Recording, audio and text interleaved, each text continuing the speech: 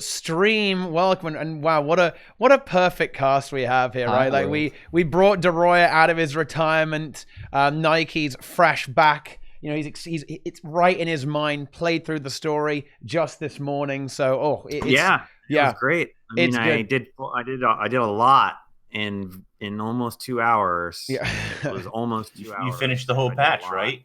Well, I haven't finished the meta achievement, but I mean, I could probably knock that out in another hour. So I'll tell you what, I am actually going to do the strike mission before tomorrow's reset, then you're good. Yeah, I did that as well. I will repeat actually the question. I have a saga for that. Saga. Yeah, the TeaTime Saga, the Icebrood TeaTime Saga. Now, I will say this question to you guys, and this is for the YouTube viewers as well, guys.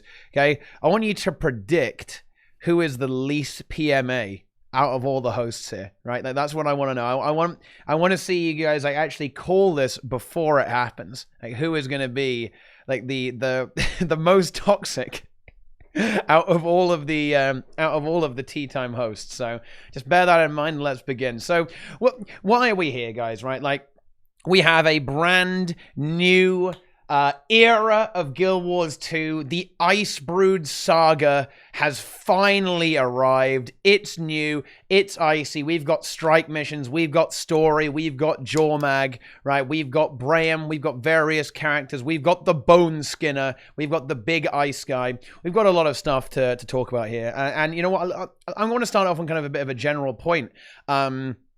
What are your overall impressions of the episode and the saga? Like, does this feel different to you, or does it feel like more of the same? Because I think I'd be forced to say it's not really that different in terms of like how things are going. Like, the story is perhaps a little bit more interesting. Like, I love the cutscene; that was really good. But other than that, I do kind of feel that, you know, they've changed the name, right? And well, that's about it. If I may start it off for a second. I actually heard you, Teapot, say that this was expansion-worthy content. I mean, and I'd like to contest that. Oh, okay, debate. Yeah, so let's go. I kind of want to go off on that. To begin with. Yeah, go on. Destroy me, Daddy Deroir. Let's go. A lot of this feels a lot like the same that we've been experiencing throughout the Living Story, just less of it.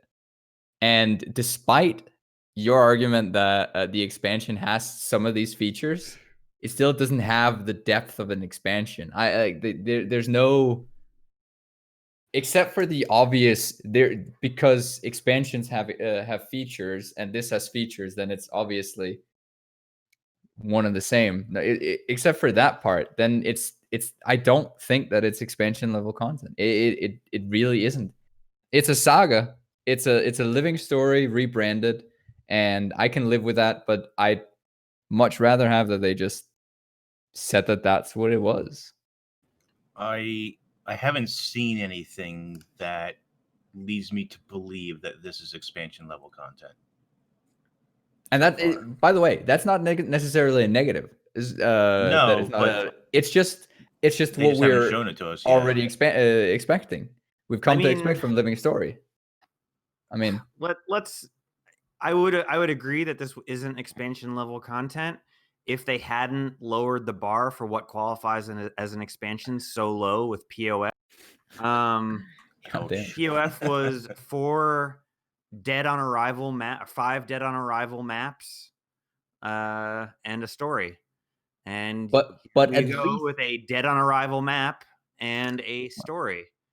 But at least Path of Fire maps, Path of Fire expansion level content.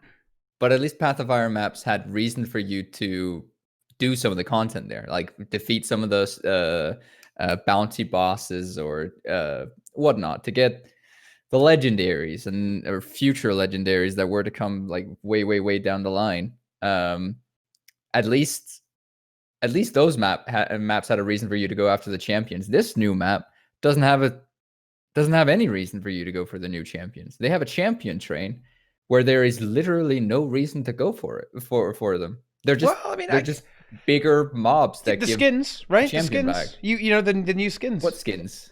The boreal stuff, right? You know, to get the ingots. You have to open all the chests. Does that drop from them?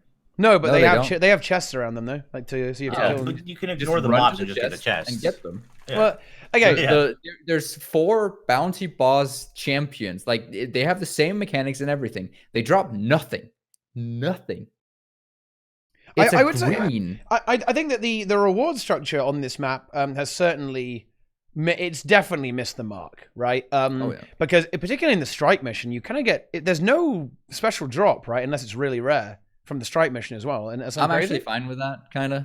Really? Not gonna lie. The RNG aspect of it, I mean, it never really felt good to me anyways. Well, I'd like to see, and I actually like that this idea is flourishing on the Reddit currently, is strike mission currency, just Yeah, like like magnetite raids, shards yeah. or whatnot, gating crystals, because that gives them longevity. They and allow the use of these tokens to be used for buying armor, even if it's just exotic armor or whatnot, to get you started, to get people into the right gear. Give it a merchant. Give people a reason to come back. I like that idea. The problem with that sort of structure is always that you'll have people who hoard them all up, and then a new strike mission comes out, and they just buy all the rewards immediately. Yeah, but like let's be real here. Bjor's Marches 2.0 episode 2, whatever is going to come out there, the Itrite ingots and the Eternal crystals, they are likely going to be used in that map again. Everyone who plays episode 1 is going to have everything that comes out with episode 2 immediately. Well, and they even said that if you did map completion already, that counts as map completion for the next part. Yeah, You're which gave it away that you're not going to get anything else from it. And that kind of feels just going to be eternal ice crystals, feels or whatever not they're called. Good either. I don't know. I mean, you don't get a lot from map completion anyway, I guess, but it seems 50. a bit odd. Hey, I got a key from map completion. Oh, nice. That's lucky. Well, good stuff. High value. And this is suppose where I would defend my contention that it is kind of expansion level content, because I felt that it plays out very similarly to a Path of Fire map, right? You kind of play it through once, right? And you don't really necessarily have to grind it that hard. Like in fact, like this is something that actually does. I don't understand why ArenaNet is like this, but you can actually buy all of the upgraded skins on the trading post, right? Like they're sellable, right? So you don't need to. You play the map through once and you can leave. It's a good way to make money, though. Right. I mean, I guess, right? I doubt. Are people actually buying them? That's my question. I would probably currently buy the price them is dumb. Just to get the collection done without having to actually run around the map 8,000 times. But the thing is, like, you don't really have to run around the map 8,000 times. You have to do, if you just do the strike mission, and that's all you do every day. You have like what, 8 days of strike missions to do. You're done, and it's so cheap. If you can do it in time. I have yet to complete all 3 chests in time, unfortunately. There's only 2. The third is a weekly 2, one. Excuse me. Yeah, excuse me. 2. I usually get 1 bonus chest, and the regular chest is what I usually get out of it, unfortunately. Yeah, that's the 2. That's max tier. No.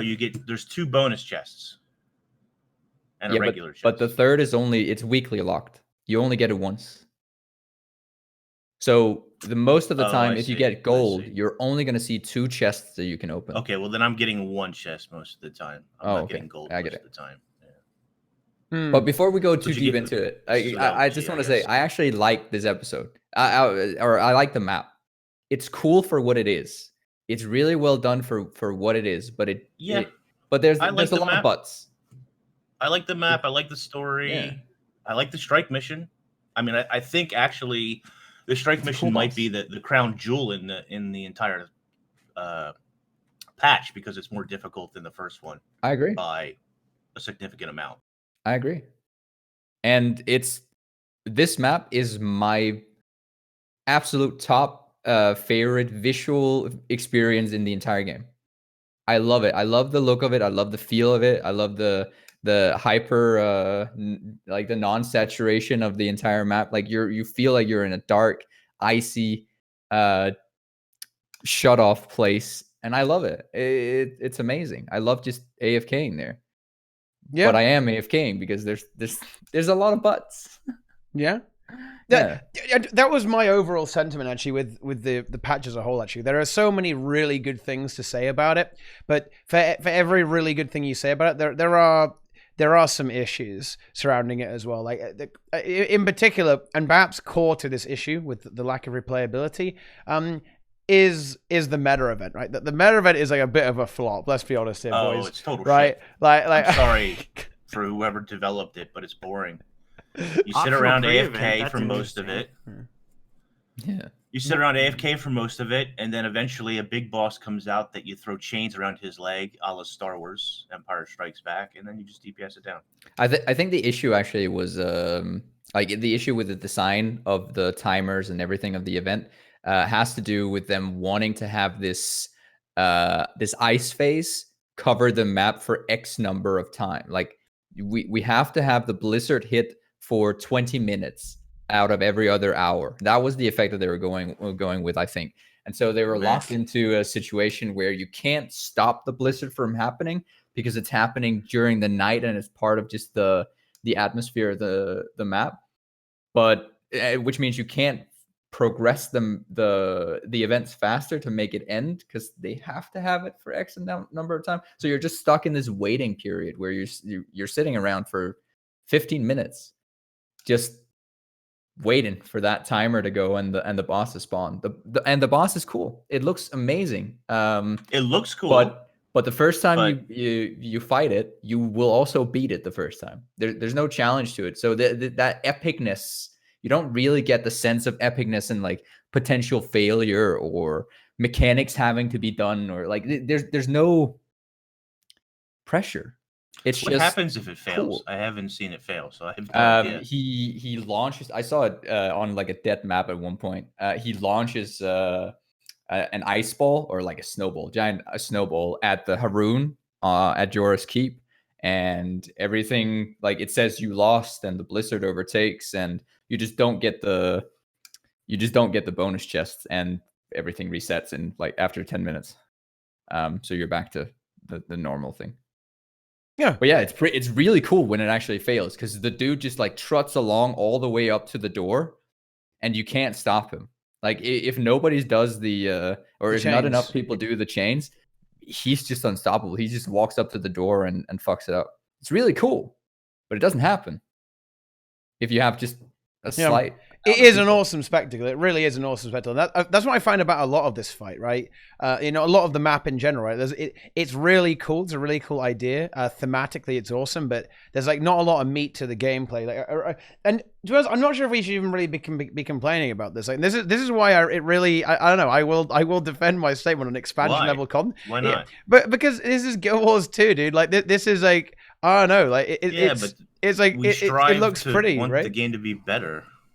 I strive to want the game to be better, and maybe that's delusional and folly. But I mean, I'm sorry, but look, I love ArenaNet. I love the developers, but the meta is boring. I'm sorry, it just is. It looks really cool, and the ice effect is cool as well. But I'm AFK for like 12 minutes plus, watching a TV show while I wait for the big guy to show up, pressing 1 every now and then. Yeah. Well, you can even let the bombs go off. About these being POF level expansion content.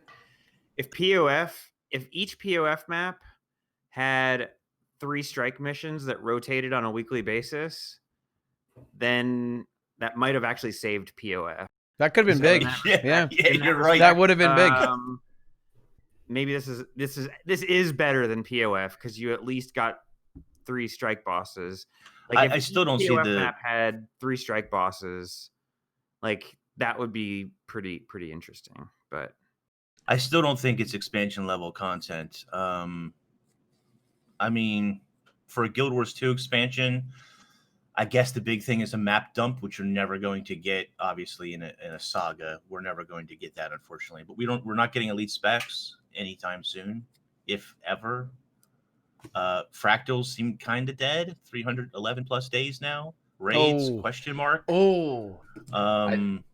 We get strike missions, which are really good and cool, but that's kind of it. Let's wriggle away from this debate because I guess. Oh yeah. One last thing. Sure. Yeah, because I think on the topic of expansion level content, I think the determining factor for me to call something an expansion level or something expansion level content is, does it push the game forward?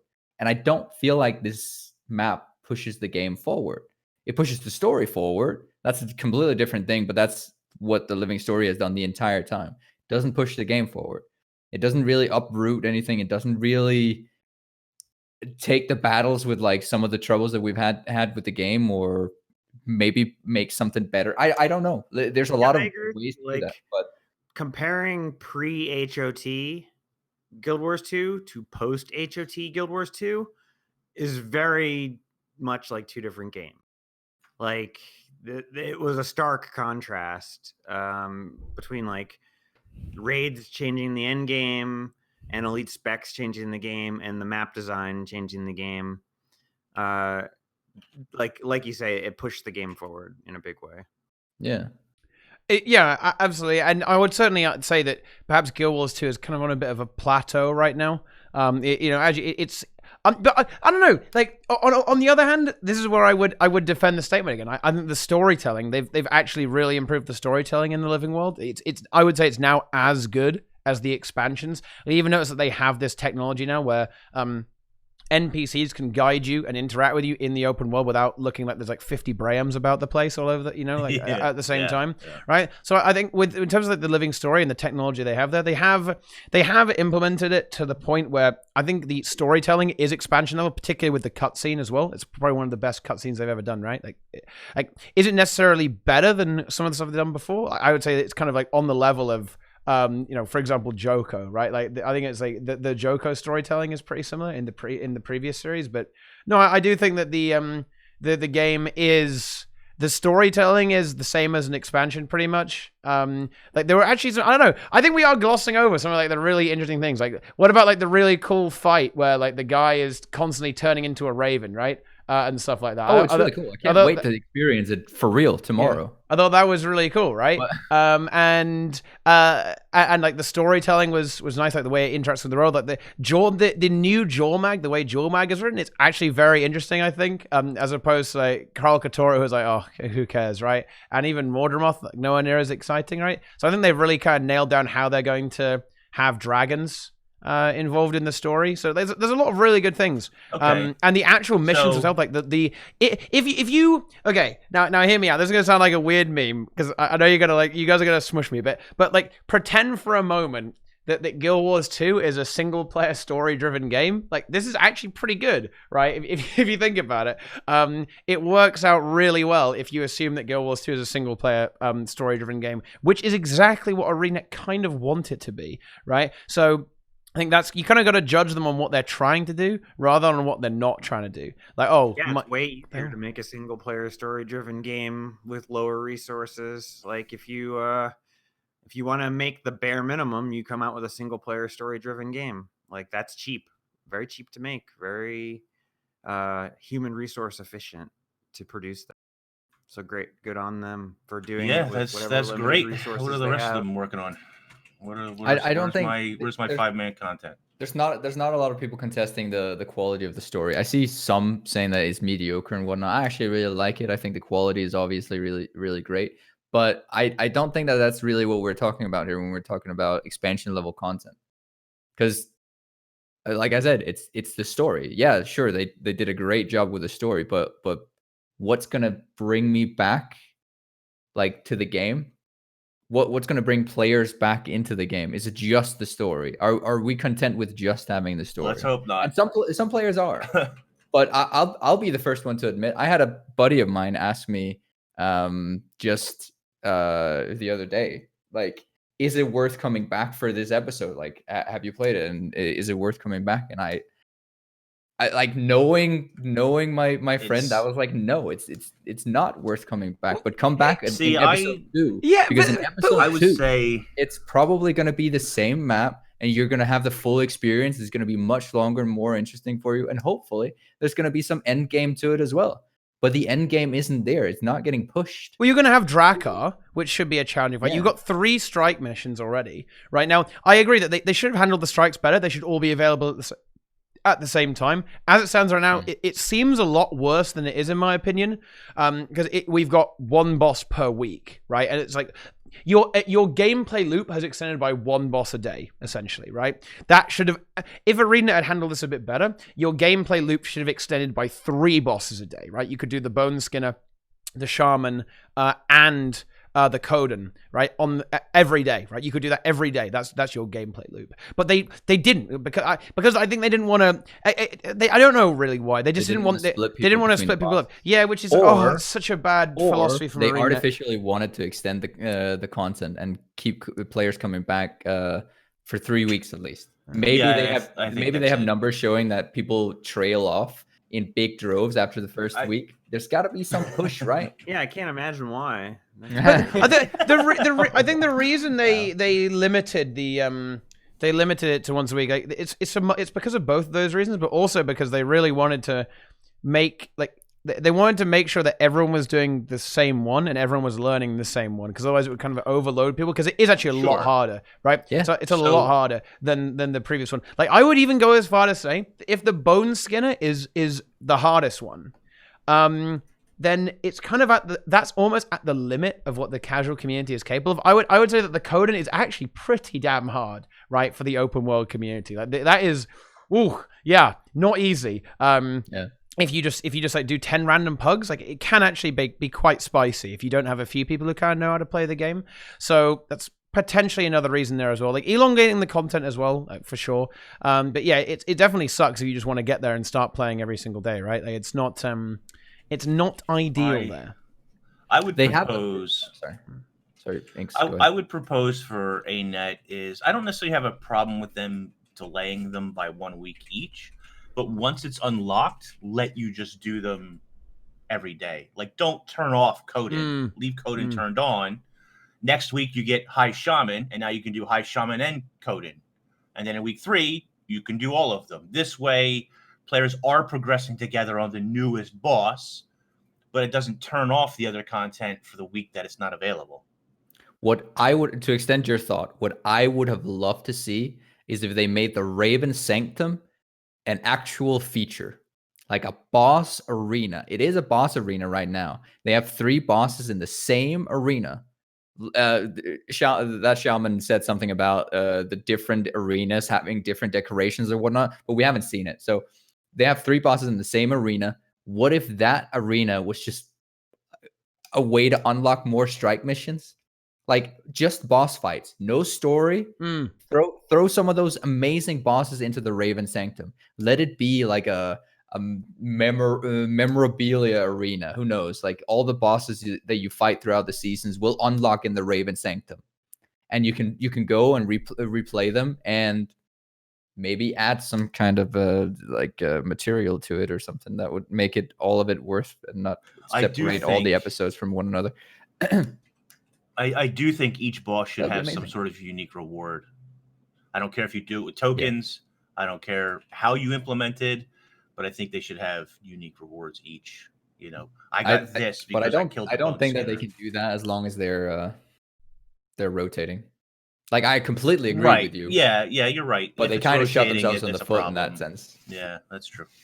Because then you're locking players out of, like, you have to have them available at all times for people not to complain about that. I mean, I don't know. Like, people are going to complain about it either way, right? Like, Like, ArenaNet love to cuck the players, right? They love to make you just, like, you know, have to, like, rely on mega RNG. Like, that's how they go about it, right?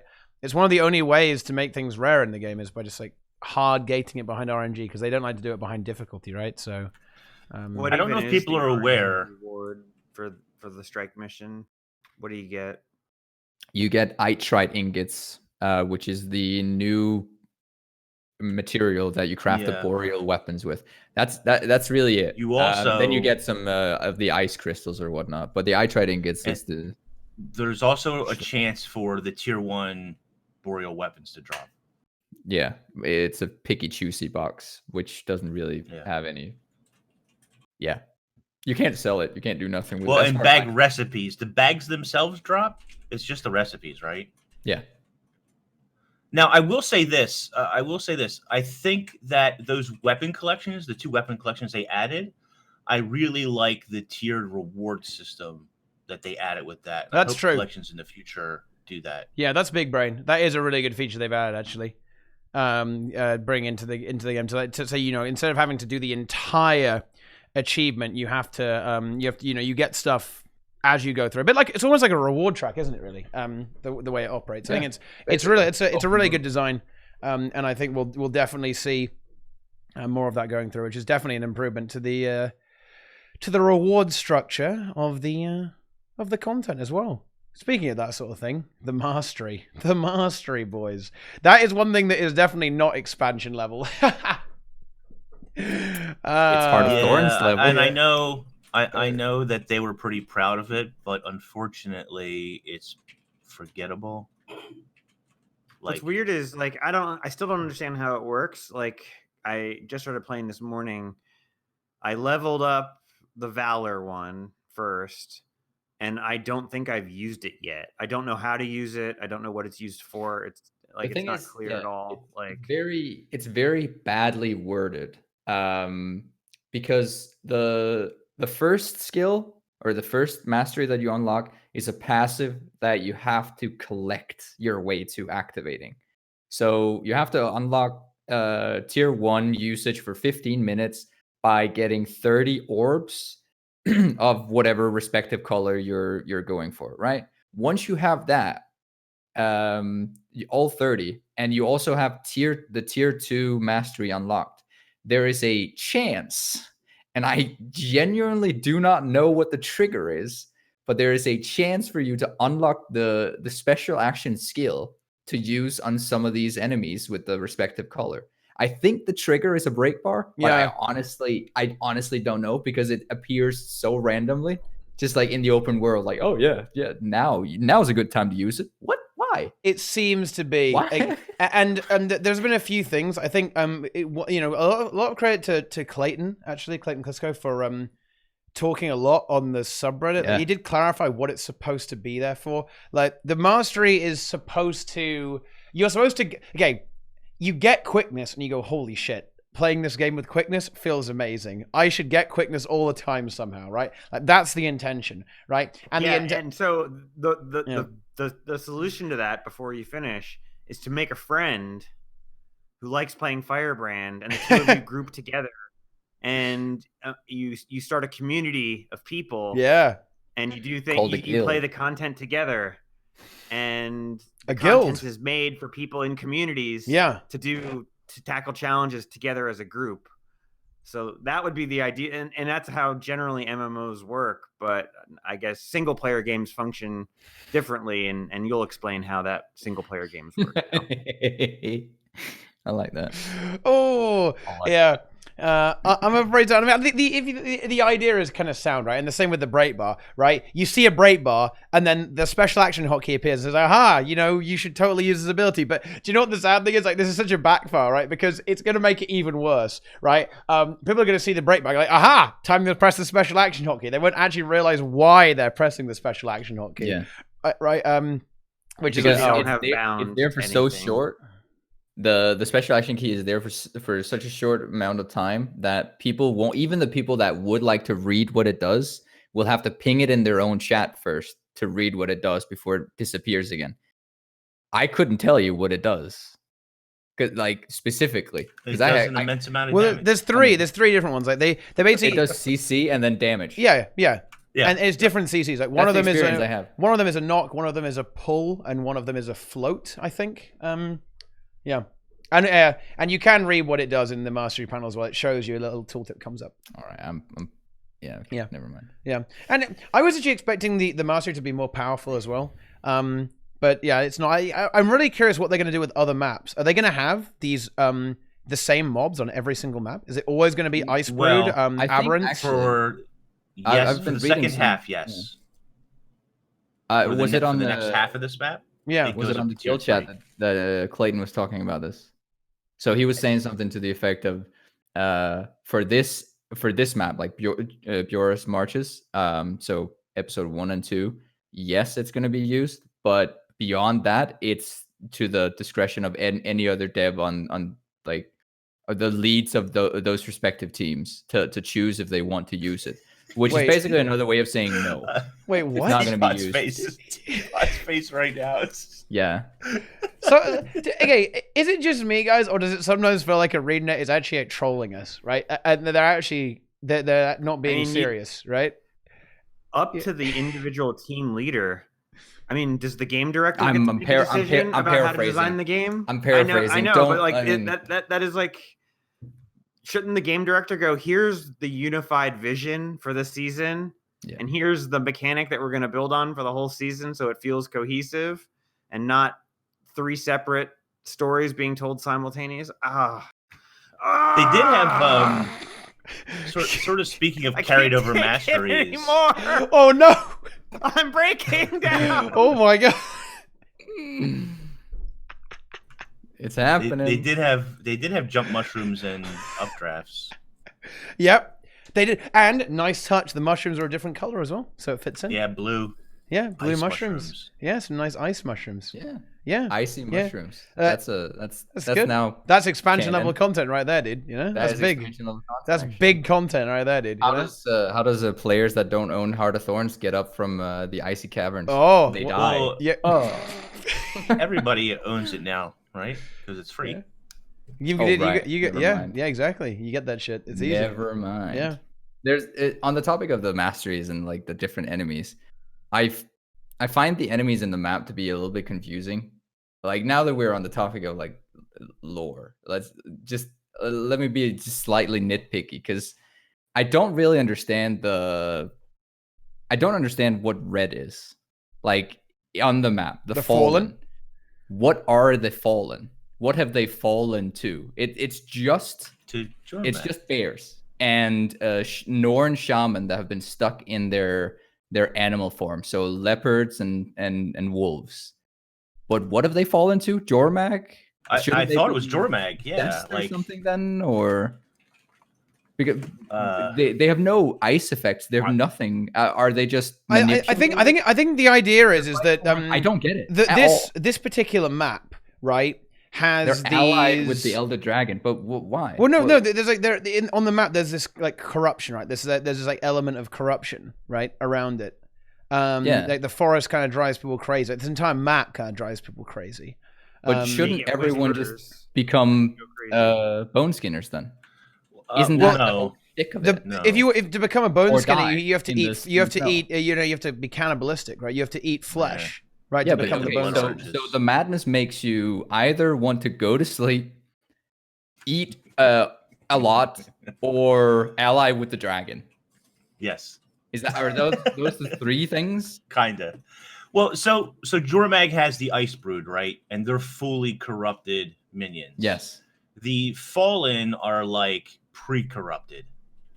They have fallen for Jormag's tricks. Shouldn't right? there be like Norn shaman or yet. like wolf and snow leopard Icebroods then as well? Maybe we'll see that later. Maybe I'm just being it. Yeah, I don't know. They just confuse me. The Fallen confused me so much. Especially because like why also there's another thing with the masteries. So apparently all the 3 different masteries represent different spirits of the wild. So the red is ox, right? Apparently all the fallen are now bear, ox or bear, right? No, what is it? Someone can see you can see on the masteries there's an actual animal in the game. But it's never explained in the game. It's just like a little logo. So like red is ox, and I forget what the other ones are. Yeah, one is Wolverine, I think. Never mind. So fallen are all infected. They all have the power of ox, and all the fallen have the power of whatever other spirit of the wild that is. And then why does all of what's it called? Jormag's minions, all the blue ones, have bear? Yeah, blue is bear. Okay, there we go. Well, that kind of makes sense though because of Svanir, right? Right? It makes sense with Svanir. No, it's the spirit of the wild. Unless the spirit of the wild has been taken over by Jormag, this makes no sense. Well, wouldn't that be a bit of an implication there, right? Maybe. To a certain extent. So all those 3 have fallen, but we can still draw on their power for good. Well, I suppose it's the same thing with the isn't it kind of the same thing with the human gods, right? Like everyone's like still yelling about Balthazar. And even Lissa, like Lissa is evil as well. Like, or Lissa is at least weird, right? I mean, to a certain extent. as we but understand it. but we're not when we're forgotten. Yeah, sure. But we're not drawing on the power of the gods to call down meteor showers, right? We're calling on the elemental magic or the different realms of magic, and the gods just are drawing on that same power, right? In a different form. Correct me if I'm wrong. If there's any bigger lore nerds in chat, but that would still distinguish the Ox and all the spirits of the wild and whatnot into their own category, right? Because we're pulling on their specific energy. I don't know. Sorry if I'm being too nitpicky and this is just going off on a rant, but it so confuses me because it just feels like a mechanic that isn't don't know explained that just because it was a cool mechanic. And Right. that's all right, but I feel like it could have been. Well, I don't think the lore, unfortunately, is super clear yet on what happened to the different spirits and so forth. Yeah, maybe we'll figure it out later. But sorry, I just had to voice that because it's been bugging me all week. Well, talking about the lore, the one thing I would critique is that quite a lot of it you have to kind of go out of your way. And in particular, I would really want to highlight the Boneskinner, like the Boneskinner stuff. Like, I really wish that he had played more of a central part of the story, right? Because this is something that ArenaNet hyped up, right? Like in the trailer, what do you see? You see the Boneskinner, right? And their leak, when they leaked it on their charity stream, they said Boneskinner is coming, right? That was showing up, and the Boneskinner is like a lame ass champion, like not really explained that very well, right? It's not really integrated into the core story. Like, I thought the Boneskinner was going to be like stalking our heroes as we progress through the story, but that doesn't really happen, right? It's a side story. It's a side story. And I think that's really disappointing, right? Because the Boneskinner is a really cool model. It's a really cool idea. The lore behind it is very interesting, but I think so many people are just going to miss it and like not appreciate it, right? Because it's a little bit out of your way to actually learn about the Boneskinner itself. Now, this did come up on Guild Chat, actually. Apparently, the Boneskinner is not done. But of course, we have the strike mission, so we can actually have a proper fight with the Boneskinner. But apparently, there may be more Boneskinner-related memes in the next episode, at least. I'm really excited for that. We're probably going to see the Kodan be the next Boneskinner, so to speak. So it's just the sickness moves on, so to speak. Someone else is now becoming the Boneskinner. Well, the story is twofold. Someone said the story is the coding collection. The story is twofold. The coding collection, yes, but there's also 2 guards sitting up on a cliff that tell 3 different stories, and one of them is a Boneskinner story. And actually explains what the Boneskinner is. And where it comes from. Yeah, and it's really cool. I love it. It's my favorite mob visually in the entire game. It's amazing.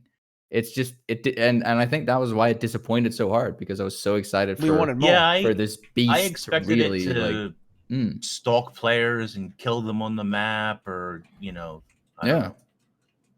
I expected it to like stalk us and try to kill us or something. Yeah, but it's less of a global threat, right? It's much more localized, which is a bit disappointing. I think it's not ideal. And to kind of go back to Deroir's point here as well, I think that they definitely could have done a better job of introducing these mob types, right? That you just kind of like, oh yeah, here are the Fallen, by the way, like they're doing their thing. Same with the Aberrant, right? Like I think you want to, and you know what the problem is here? Okay, this is the big problem. Okay, here's the big problem, guys.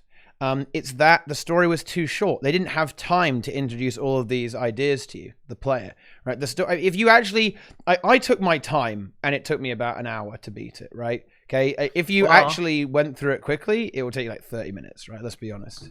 But that's the main story, right? We were just talking about they skipped that portion of every story they make you do, where you have to go to each corner of the map and do like a bullshit heart or a bullshit event.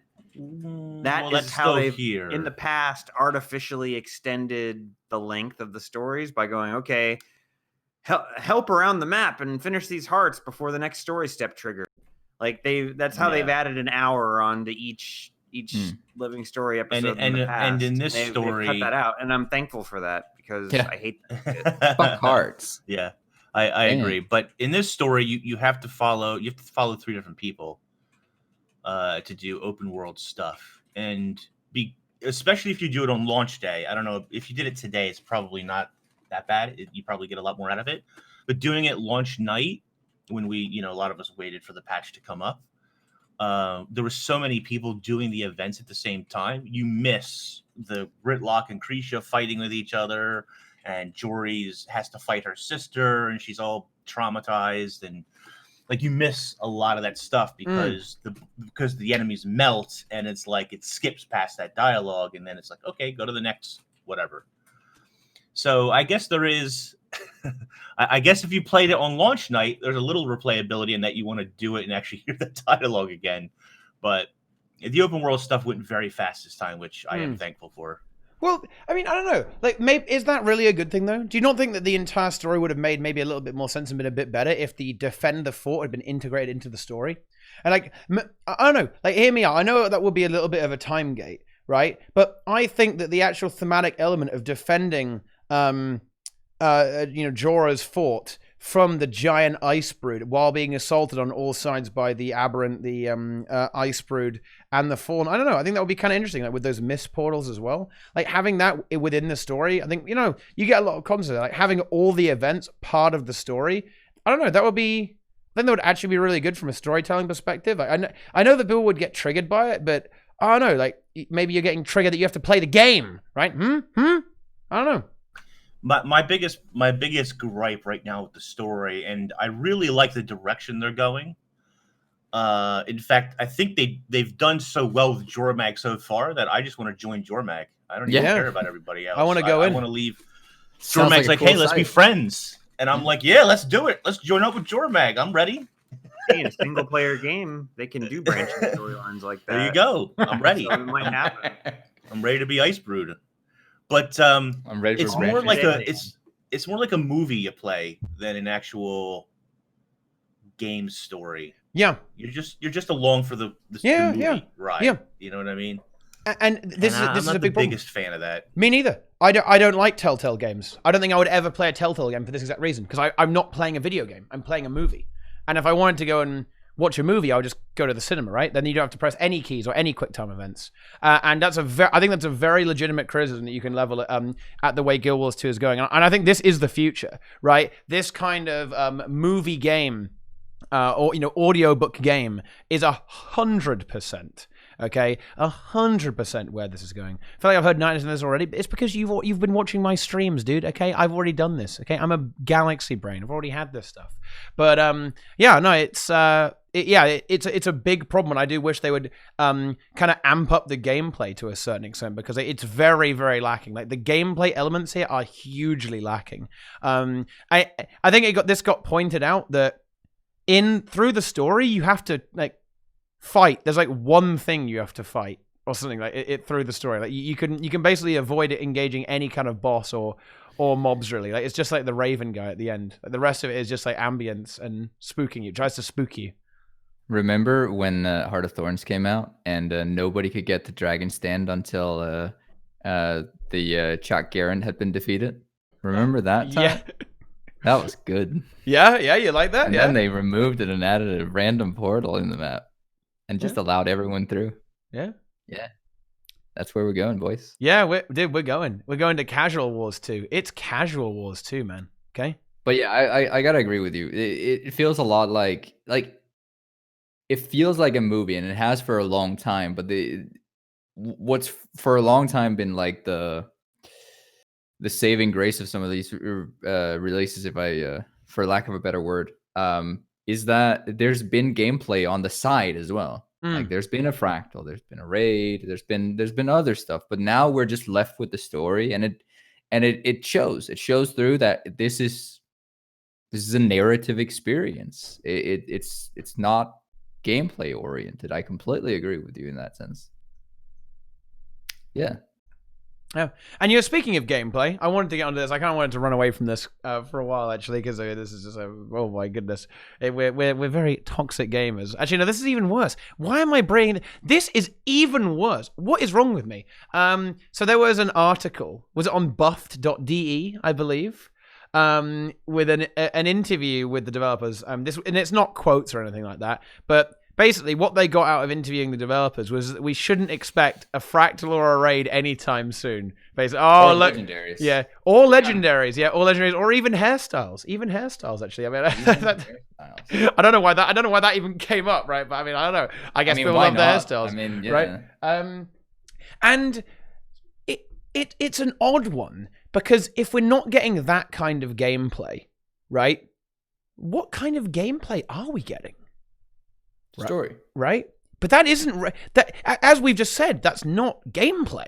No, it's right? It's a narratively focused game, and maybe we should just be content with that, guys. Yeah, maybe we should accept just toxic elitists for asking anything, I refuse. anything else from this story-oriented game? Maybe. Look, I'm going out kicking and screaming. I mean, I want fractals. I want raids. I want instanced 5-man plus content. I mean, we got strike missions, which I do like, but WTF, man. I hope they keep on with strike missions and give them more oomph. No, not necessarily they've already like hit the limit on strike missions. Yeah, but I mean, like, give me a reason is what I'm asking for here. Because like I tried ingots, sure, I'll do it because it's a material. But if it wasn't for the fact that Bjor's marches was going to be expanded, I would be done. I'd be done with with the strike missions altogether. Like obviously I'd do the new ones, but that's it. That's it. There's no. Yeah, I don't even know why I'm doing it every day. I gotta be honest, because I don't really care about the ingots. You want to get those tier 3 boreal weapons when they come out with Bjor's marches. I really don't care. I don't like armor. tier 1 and 2, so. There's a chance it'll actually be armor because the iTread ingot says it's used for weaponsmithing, armor smithing, and some 3rd or 4th as well. So there's a chance. I mean, I'm a casual, so I kind of like it. I have fun. I like the Boneskinner. I like to go and fight the Boneskinner. I like the strike mission, so I just do it for fun because I'm a casual. I'm a casual gamer. Okay, yeah, but I mean, I've done that. But we had this conversation a while back. It's only fun for so long, right? It's fun for like first 10, 20 times. Cool, amazing. I'm done now, right? But like, or can you? Okay, not everyone is like you, Teapot, where I'm breaking out the devil's advocate. We can do it 100, 200 times. Yeah. We do 4 times a day, every day for a year. Yeah. But what other game is actually like that? What other game is held to the same standard as that? Like, dude, like fucking MMOs. Yeah, but like, dude, it's fucking shit. That's so bad. Like, I don't know, dude. Maybe I'm just am I actually turning into a Zoomer? Like, oh god, like what content is like that that's actually fun, right? Like if you take it away from the if take away the reward from something like World of Warcraft, would people actually play that game if you had to play WoW for fun, right? If the only reason to play World of Warcraft was fun, would people play it? Like, no, of course not. It would like some people, some people would, but way less people, right? You join a community, because it's a multiplayer game. And you join a community of people and you create friendships with them and you do content together with them. And like over the years, you like get a bond with them. And even if the game isn't super cutting edge or fun anymore, you still enjoy being with your community in a multiplayer game and having multiplayer things to do. And it keeps you tied to the game. Whereas a single player game, there's only solo player content and you don't give a shit if your friends quit and you can just log out once you've bought everything on the gem store. Look at this guy bragging in chat like he's got IRL friends. No, it's true. I think the reason why a lot of these issues come up is because of the lack of community around the game. You know, like, why do people play, MMOs? Like, why do they play MMOs? Like, you play because you play with other people, right? But like, no one grinds a single player game, right? Unless you're a speedrunner, right? And I think that's why people don't enjoy grinding Guild Wars 2, is because like you it's like a single player game. Like no one does it. Like, why would you grind a single player game? It doesn't make any sense, right? I mean, Assassin's Creed, Sekiro, Dark Souls, all those upgrades and whatnot, people will go to a lot of people will go to the extent of getting the achievements for those games, like single player games. Not But you're just done. those. You're done with And then- Sekiro, aren't you? You're Well, done. yeah. I finished it when I hit the limit. It's done. Like I've got all the upgrades, everything. I've done it on every difficulty. I'm done. It's over. Yeah, just like you. Well, I mean, I guess you know. But there's it's one playthrough with Guild Wars 2. It's one playthrough. Yeah, That's the issue here. Is that it's not NG plus 7 all of a sudden. It's just once through the story. Right? yeah. No, I Yeah, don't I disagree. mean, like at least Elder Scrolls single player games, I played like through like twice, and to do like different things and play a different character. Like, Experience Those- the branching yeah. storylines. yeah. So, I mean, Am I memeing Yeah. myself? I think I am. Yeah, you got to enjoy it, dude. You got to enjoy that shit. Easy.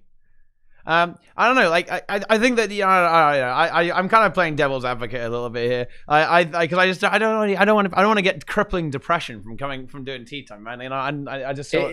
I mean, you shouldn't have I invited think- us on. Even- I think we're all maybe I'm wrong here, but I think we're all in agreement of what this is, and we're kind of, I mean, I don't know, all right with it. I want to say this is like, yeah, this is what it's been. Nothing's really changed. I see a lot of the conversations on like Reddit asking like, why is this the straw that broke the camel's back and whatnot. I don't really feel like this is the straw that broke the camel's back. This is not the conversation I think we're having. This is No, that was just templates. it's just more of the exactly. This is just more of a lot of the same that we've seen. There's no real innovation. Sure, the strike missions are cool. That's innovation actually, but only so far. It only goes so far, and I mean, it's cool. It's a good episode. It's a good release, but is it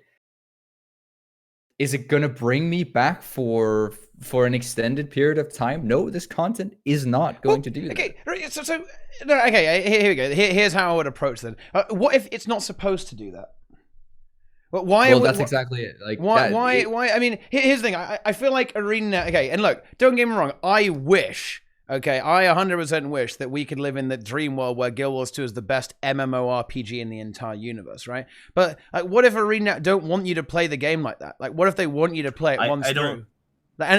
And if that is the case, like, what's wrong with that exactly? I mean, like, what if they want the game to be single player as opposed to be multiplayer, right? Like, oh, dude, this is like a big debate here, dude. A big Omega debate. I could never get my head around that philosophy. And it's not the first time that we've heard them sort of spout that philosophy. Like, oh, you can leave and come back whenever you want. Like, I just don't. I can't wrap my head around why you would want people to do that with your product. But Me neither. I think it's stupid. I don't know. I don't understand. I just they've can't done it for understand it. years, I don't yeah. know. Yeah. It's like IKEA. Once you're in the store, You can't get out. it doesn't want to let you leave. They want you to walk around in like through this rat maze that they've developed and buy everything. And then you get so Why fat they off let of you Swedish run out of the meatballs. store? Don't But let the them out of the store. but You the got problem them. is- You yeah. got them there. Let them I've gone all the way through the rat maze. I've bought every furniture in IKEA, and now I'm like, where do I put all this? It's like, you still want me in the store? But there's no. Well, no. more Now to they buy. want you to buy. Now they There's want you to nothing buy more to build get in here. templates. Oh, right. They added like another like I got- massive I field got of the rat race, so dude. You know. massively triggered on release, because there was one moment where it was like, yeah, can you play this build? Like, that was all it took for me to completely implode on the build templates, because I wasn't even having the talk about it. I kind of refused to talk about it on stream, that is, and I still will if you guys. Yeah, You won't do it. I don't want to. I don't want to. He talk won't about go it. there. Yeah. He will not But go I there, guys. absolutely imploded on. Yeah, it was Demos. Holy shit! I got so frustrated. Yeah? There's no way I was going on this build because I had to set it up, and I didn't have the fucking. Mm. I'm about to go there again. I hate this. And somebody in chat says that Final Fantasy 14 has the same sort of philosophy. They don't want people to feel like the game is their job. But I think that you can you can accomplish wanting to keep people playing your game without making it a job. You can provide them enough content to do without making it feel like a job. Like in an MMO, a job to me is like hitting a node for 8 hours just to have enough minerals to craft a consumable that you need to raid with. So it's like you have to do like this 8 hours of busy work before you're allowed to have fun. Yeah. You don't need to do like you can just let me raid and make the raids really fun, and that could be fun, and then it's not a job. So the whole not a job thing, I think we solved that in MMO design a long time ago. I don't think there's many MMOs that feel even like WoW, and it doesn't feel like a job anymore. You don't have to grind for consumables like for 8 hours to raid. EVE Online. That's a lifestyle. From what I've heard actually about EVE Online, it's not actually that bad. Like some people have said that it's a bit of a meme that it's like that. It's more that you can play it like that, but you don't actually necessarily have to if you want to do well with them. With EVE I'm really Online. curious. That's one of the reasons why I'm really curious about New World. Yeah, because to me it strikes me as a lifestyle as well. Oh, it will be. Like any game that has realm versus realm or open world PvP and you can actually capture land has the potential to be, you can no life that if you wanted to. Yeah. Right. Okay. That you can do that. And so what I say is like, that's on one end of the spectrum, right? And just Guild Wars 2 is on the other end of the spectrum, right? Like, and look, I'm really not trying to be a degenerate here or be deliberately argumentative, right? Like if someone actually suggested an idea of a game to you, like imagine we're in a boardroom and someone's pitching an idea of a video game. Like a massively multiplayer online story-driven game with basically like optional co-op, right? With like no real grinding. And it's got some like MMOs tacked on the side of it as well. It's got PvP, it's got world versus world, right? And you know, you have several dead game modes like Fractals and raids. Like, I don't know, that doesn't even sound like the worst idea in the world, right? Like, you know, basically like I wouldn't play it, MMO though. light, MMO optional, like optional MMO. I don't know. Like that doesn't sound like the worst idea in the world, right? Or am I crazy?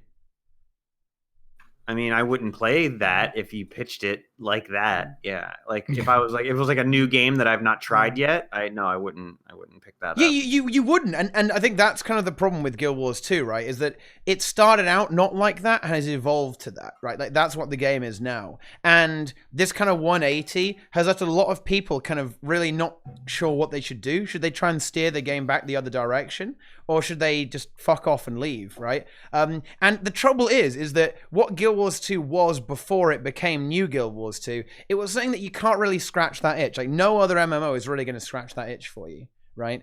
That Guild Wars 2 used to do for a lot of people. So people just stick around and then they fester and then they end like us, really mad on TeaTime. No one's mad here. What are you talking about? I'm not really mad. Everyone is fuming. Dude, no one's fuming. Everyone is steaming here. Not about the story. Yeah.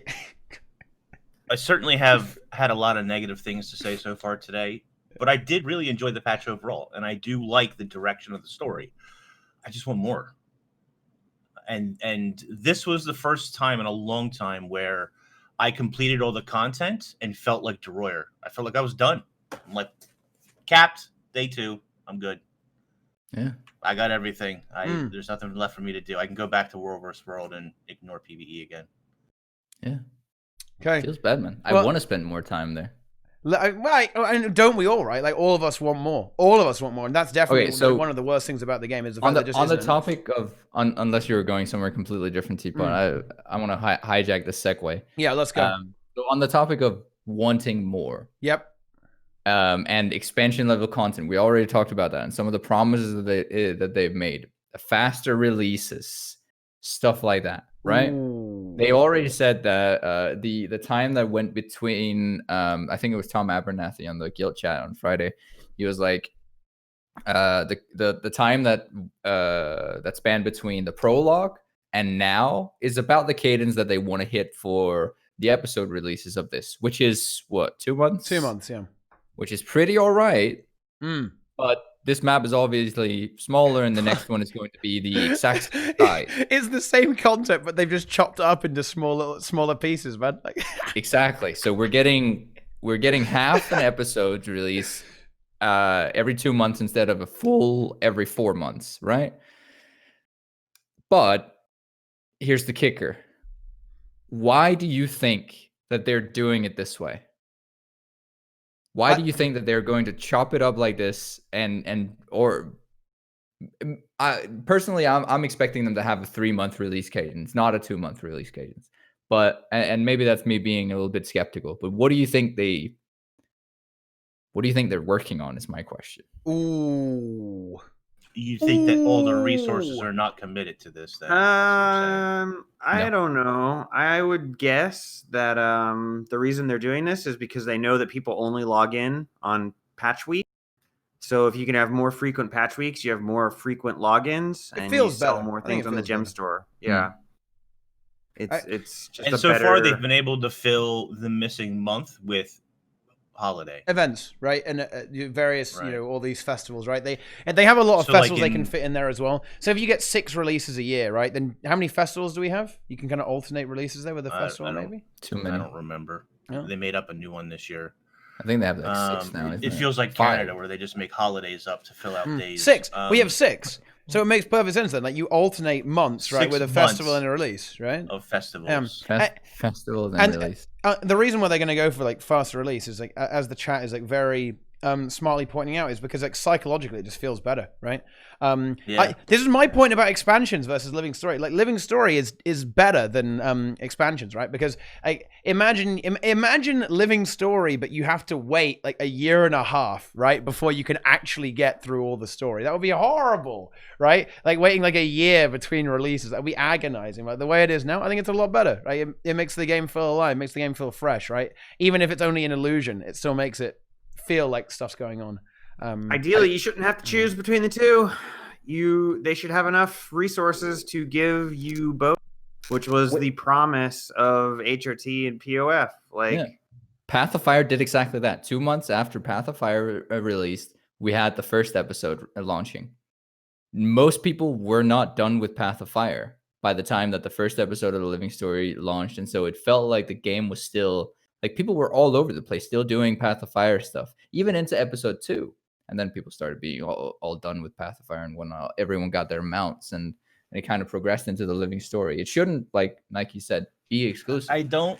But there is an issue. Sorry. yeah, I mean, they spent all the resources developing a failed third-person action game for consoles. That's a good job for doing that. But now we don't have an X-Pack, so. And that's what I'm trying to get at here. Because what comes after? I feel like I ask this question every single time I get on TeaTime lately. But what comes after the Icebrood Saga? Nobody knows at this time. And at this point, to me, it feels like they're already working on. I'm not gonna lie. I think they're working on another project. Oh, not definitely. an X-Pack. Yeah. I think they've shifted their resources back to pre-layoff things, trying to kick the company in a different direction.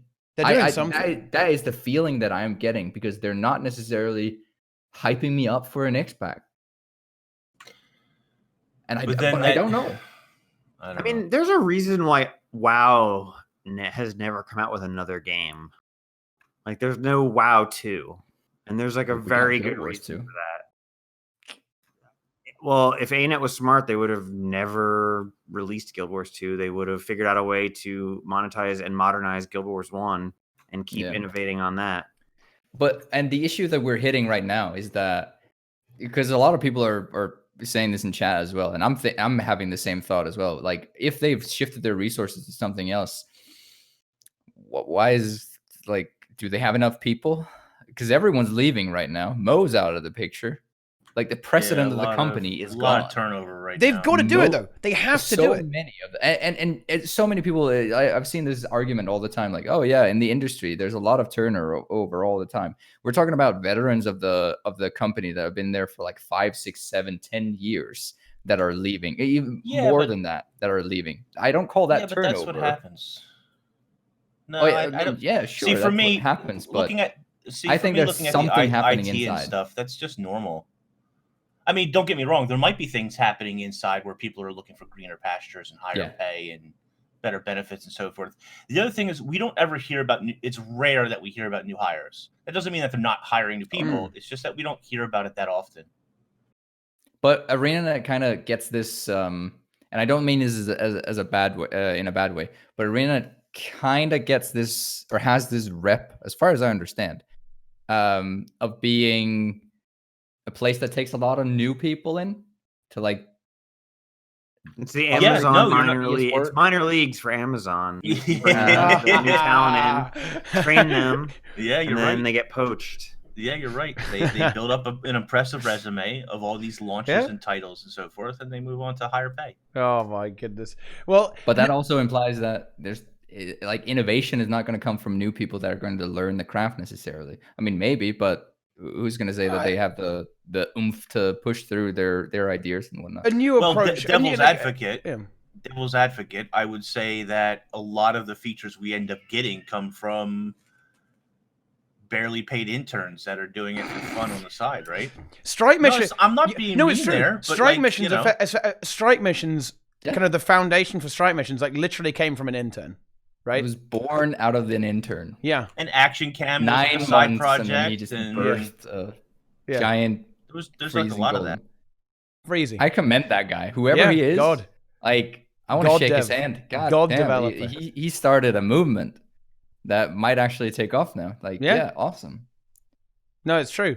I do think they're definitely working on something, right? Because there's like, look, if this is what like full steam ahead on Guild Wars 2 looks like, then ooh, okay, right, I All see. manpower on Guild Wars 2. Yeah. And it just doesn't feel like that. And From like I a wouldn't business expect it. perspective, I was having this conversation like to go back to like the WoW, why there's no WoW 2.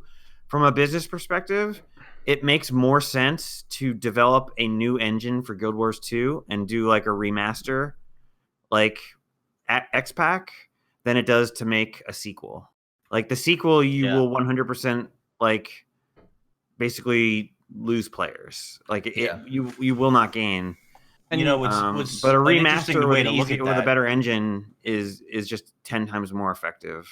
and a good way to look at that is look at WoW Classic. How much money do you think they made off of WoW Classic sub? I mean, you got to sub to the a the game degenerate sub, amount, I mean. an insane amount of money. Exactly. Like WoW Classic was massive. I mean, basically, you have to think about it like this too. World of Warcraft has made them so much money; it's funded every other game they've produced since then. It's made them who they are today. So there are ways to do it though. Like I think you can still kind of transfer the video game. They did it with Guild Wars 1, right? The Guild Wars 1 to Guild Wars 2, and they did this quite cleverly. They had a link between the two games, right? But if you were really worried about it, I think you should be worried about it. Like the thing about Guild Wars 2, right, is it's an ultra casual game, so people aren't going to want to move on, right? Like your average player in Guild Wars 2 is like, oh, new things, oh no, right? And they aren't going to want to learn how to play another game. They aren't want to start from scratch again, right? So I think if you wanted to make a Guild Wars 3, you'd kind of have to do a bit of a Path of Exile, right? Like what PoE did with PoE 2, where the game is actually like, directly linked, right? In a way. That's such an awesome idea. Yeah. So like if you play in Path of, it's not like you become irrelevant if you just play PoE 1. If you play PoE 2, it's different, but it's also the same in a way, right? And I think that's a really good approach to doing it. Like effectively, it's the same game except not like there's like a different story, right? There's different potentially different gameplay mechanics and some different additions to the game. Like you can do that because then you can like then it doesn't feel like starting again. Like this idea with starting again is what you really want to avoid, and that's what they would do with WoW 2 as well, right? Like can you imagine like the guy who's been playing WoW for 15 years and Blizzard just says, hey, start again, buddy, right? That ain't gonna guy sell, would choke right? in his hot pocket and die. Yeah. There's no way you can ever market that, right? It's very difficult to sell that to your existing player base. So you'd have to somehow link the games together. But ArenaNet did this, right? You can kind of do that, right? You can do this with the Hall of Monuments. You could even have a more direct link. You could transfer over, like, I don't know, achievement points or something like that, right? And yeah, later, and you're right. If you want to change your target audience or broaden it, yeah. And this is one of the other ideas I had about Guild Wars 3. And this is like a very far-fetched idea. This is extremely unlikely. But dude, look, they could have Guild Wars Wars 2 is the casual game, and then Guild Wars 3 is the hardcore PvP world versus world, realm versus realm game. Hell yeah. Let's go. They're never happen. doing Yeah, it's a guys. It's a even more prequel. casual game. Yeah. Guild Wars Yeah. 3, the even more casual game. Yeah, 100%. Yeah, look, Like when you engage in combat with a mob, it's like literally rock paper scissors, and as you level up, you get like you get to pick which choice the enemy doesn't get to use this game. like So it just you gets always like win. so it just gets stupid. Like even more casual. That's the way to go. Yeah. All right. So to bring it back a little bit, then okay. let's talk about the Icebrood Saga. Then let's talk about what's to come there. I don't know if there's a lot to really come from that, but I was looking at like the map and the layout of the frozen north, and we're already so far north that we're actually, I mean, there's not a whole lot to explore unless we want to go into something that isn't icy, or if we want to go south. We just started going south now. We're already so far north. Let's just move back down. Yeah, but Jormag's is a little bit more north, even, right? Right. That's my understanding as well. So are we going to expand the entire world map now, like we did with the X-Pack? Like just move it up and a couple inches, or what's going to happen here? Doubt that. I don't know. Almost Or certainly we're not going to go to that. Cantha because look at all these Cantha. cool things in the. Wait, you mean after the Icebrood Saga? Like during the Icebrood Saga, we're just going to be there. During the Icebrood Saga. We're not going to. We're not going to go to Cantha. Did you guys see the Jade? We quickly Oh branched yeah, over this. this is there's big. Jade Actually, in the new map. this is very big. The the Vigil soldiers are transporting Jade to this outpost. Why? Yeah, what do they use jade why for? Yeah, why? Like the what weapons aren't made of properties jade, does right? that- But yeah, it is there. I kind of want. I want an NPC. bet something has something. There's something to do with it. I want an NPC that just says, "Oh, there's no reason to go to Cantha. It's just a mining colony. Just mine jade there, and just write it off. Just write it off." That would be hilarious, actually. You know, if But like they memes aside, because Cantha's not going to happen. Like, where are we going to go? a That's the question. Cantha X Pack Cantha's gonna would happen. actually be it. You know that's ArenaNet's ace in the up the sleeve, right? You know that's our like the last rainy expansion. day. It's like the Yeah. desperation It's move. the piggy bank that you Yeah. you don't want to break Yeah, open, yeah. but it's there, full of money, just pulsing with dollars inside of. I Yeah, want my samurai thief. Yeah, It's boy. the WoW classic of Guild Wars 2, dude. Okay, that's what it is. Yeah. It's like, okay, everyone hates new WoW. Let's just give them like the game we already made like 10 years ago. No fucking problem. Easy. Right? Now that's easy money right there. And that's what Guild Wars 2 is going to do. Cantha, they drop it. They're foreshadowing it with the Jade. Next episode, they go even further. Tengu, they're not Yeah. playable race because we can't. Suddenly, there's Tengu in the north. Yeah. Ooh. Yeah. Ooh, yeah. Tengu are in there. Well, they kind of are though. Actually, maybe. Wait, are there in? I'm trying to think. In Guild Wars 1, Eye of the North, are there any Tengu in the far Shiver Peaks? No, there aren't. There are in the southern Shiver Peaks though. Actually, in Guild Wars 1, right? There are Tengu about the place. There's a tribe like of snowy Tengu. So, I don't remember. yeah, Whatsoever. well, there are in Guild Wars 1. There are some Tengu in the Shiver Peak Mountains. Yeah, like I'm not sure if they're in the far Shiver Peaks or in the Eye of the North campaign, and especially since it's ultra cold now. It's even colder than it was before. We're just gonna get other bird people now, like Raven, Norn shamans. That's gonna happen. Yeah. That's the other bird people now. I actually really like that they pulled out those creatures, because it's just an animation that players have had for so long that nobody really uses, and now they're making them enemies. I actually really like that. I just wanted to say that. But no, and like, okay, let's dial it back a bit, because now we're going off the deep end here, Cantha and whatnot. Like, yeah, there's not a whole lot to like explore that we already know of in the old from the old game, except for, and I kind of wish Inks was here, but he's gone momentarily. The next map, like the next part of the Bjor's Marches, actually has the Polymach Arena in there. One of them, at least. Oh my god. Yeah, the old Polymach Arena. Oh my god. Knowing it, like they considered adding Polymach finally, but then stopped, and now there's just gonna be like some reference to it in the map that's like a haha inside joke beam. Yeah. Like Just like there'll be Dark like some Rhyme priory delves person and like whatnot. standing around the ruins of the Polymock Arena. It goes, people used to play games here. Ha ha ha! Wasn't that fun? Ha ha ha! Like that, and that'll be it. Like, and you'll be like, I know what they're talking about. I'm so smart. Like, Oh my god, that's good. Okay. That was good, Nike. That was good. That's a good Asura voice right there. This is gonna be a hot take, but dude, like, I don't give a fuck about Polymorph, dude. Like, why does everyone want this shit? Like, who cares about Polymorph, man? It's It's not- trash. It's It's garbage. not so much about the Polymock thing, but I think there is something to say about like the meme that Nike just pulled out. A lot of these areas from the old game just kind of feel.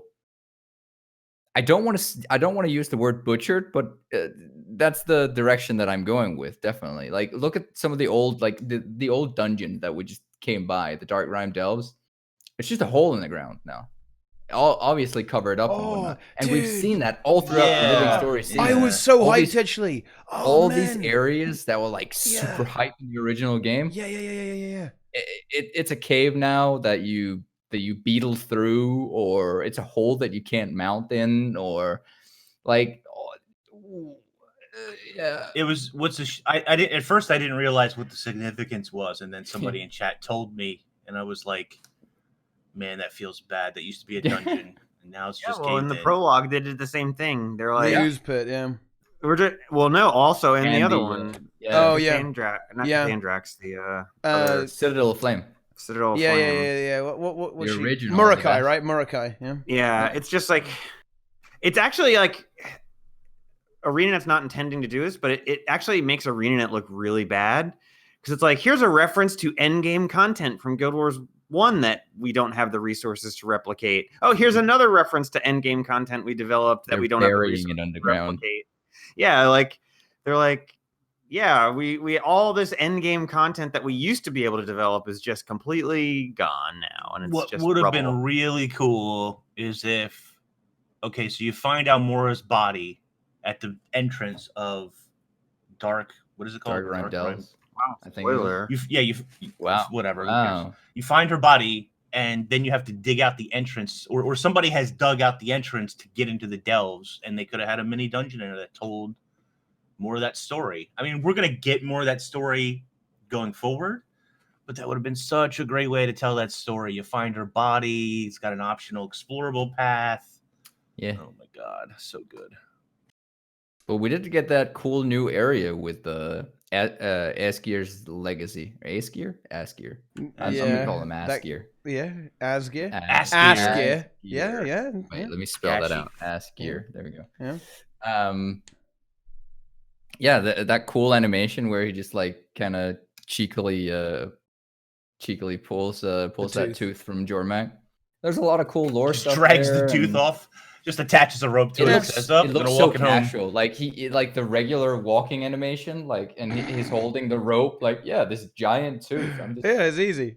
So like, it's on gonna ice, right? roll It's on outta easy, here. right? It's easy to drag that thing around. That's not a I problem. wonder Yeah. if like serious Norn lovers, people who really love the Norn culture and whatever, I wonder if they're pissed off about him. Because I actually really like that. I love when they flip the story it's a on little its bit head. of slap in the face. That's exactly the point. His That's what makes story. it so cool. Yeah, that's what makes it so cool, because he's always been this legend, right?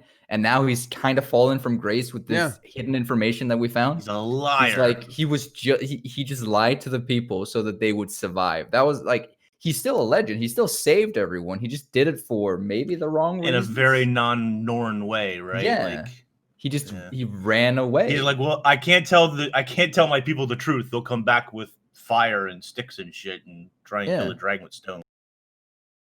And I kind of like that. They kind of flip that story on its head. I really enjoy when character old development. legends like that can be subverted. Have your expectations been That feels subverted? like something that feels like a plot from another movie or something that I've seen, like where the guy like has like this built up legend about himself, but it turns out the legend was bullshit, and he like did it. That's like he's just a a drunk hippie who eats too pizza.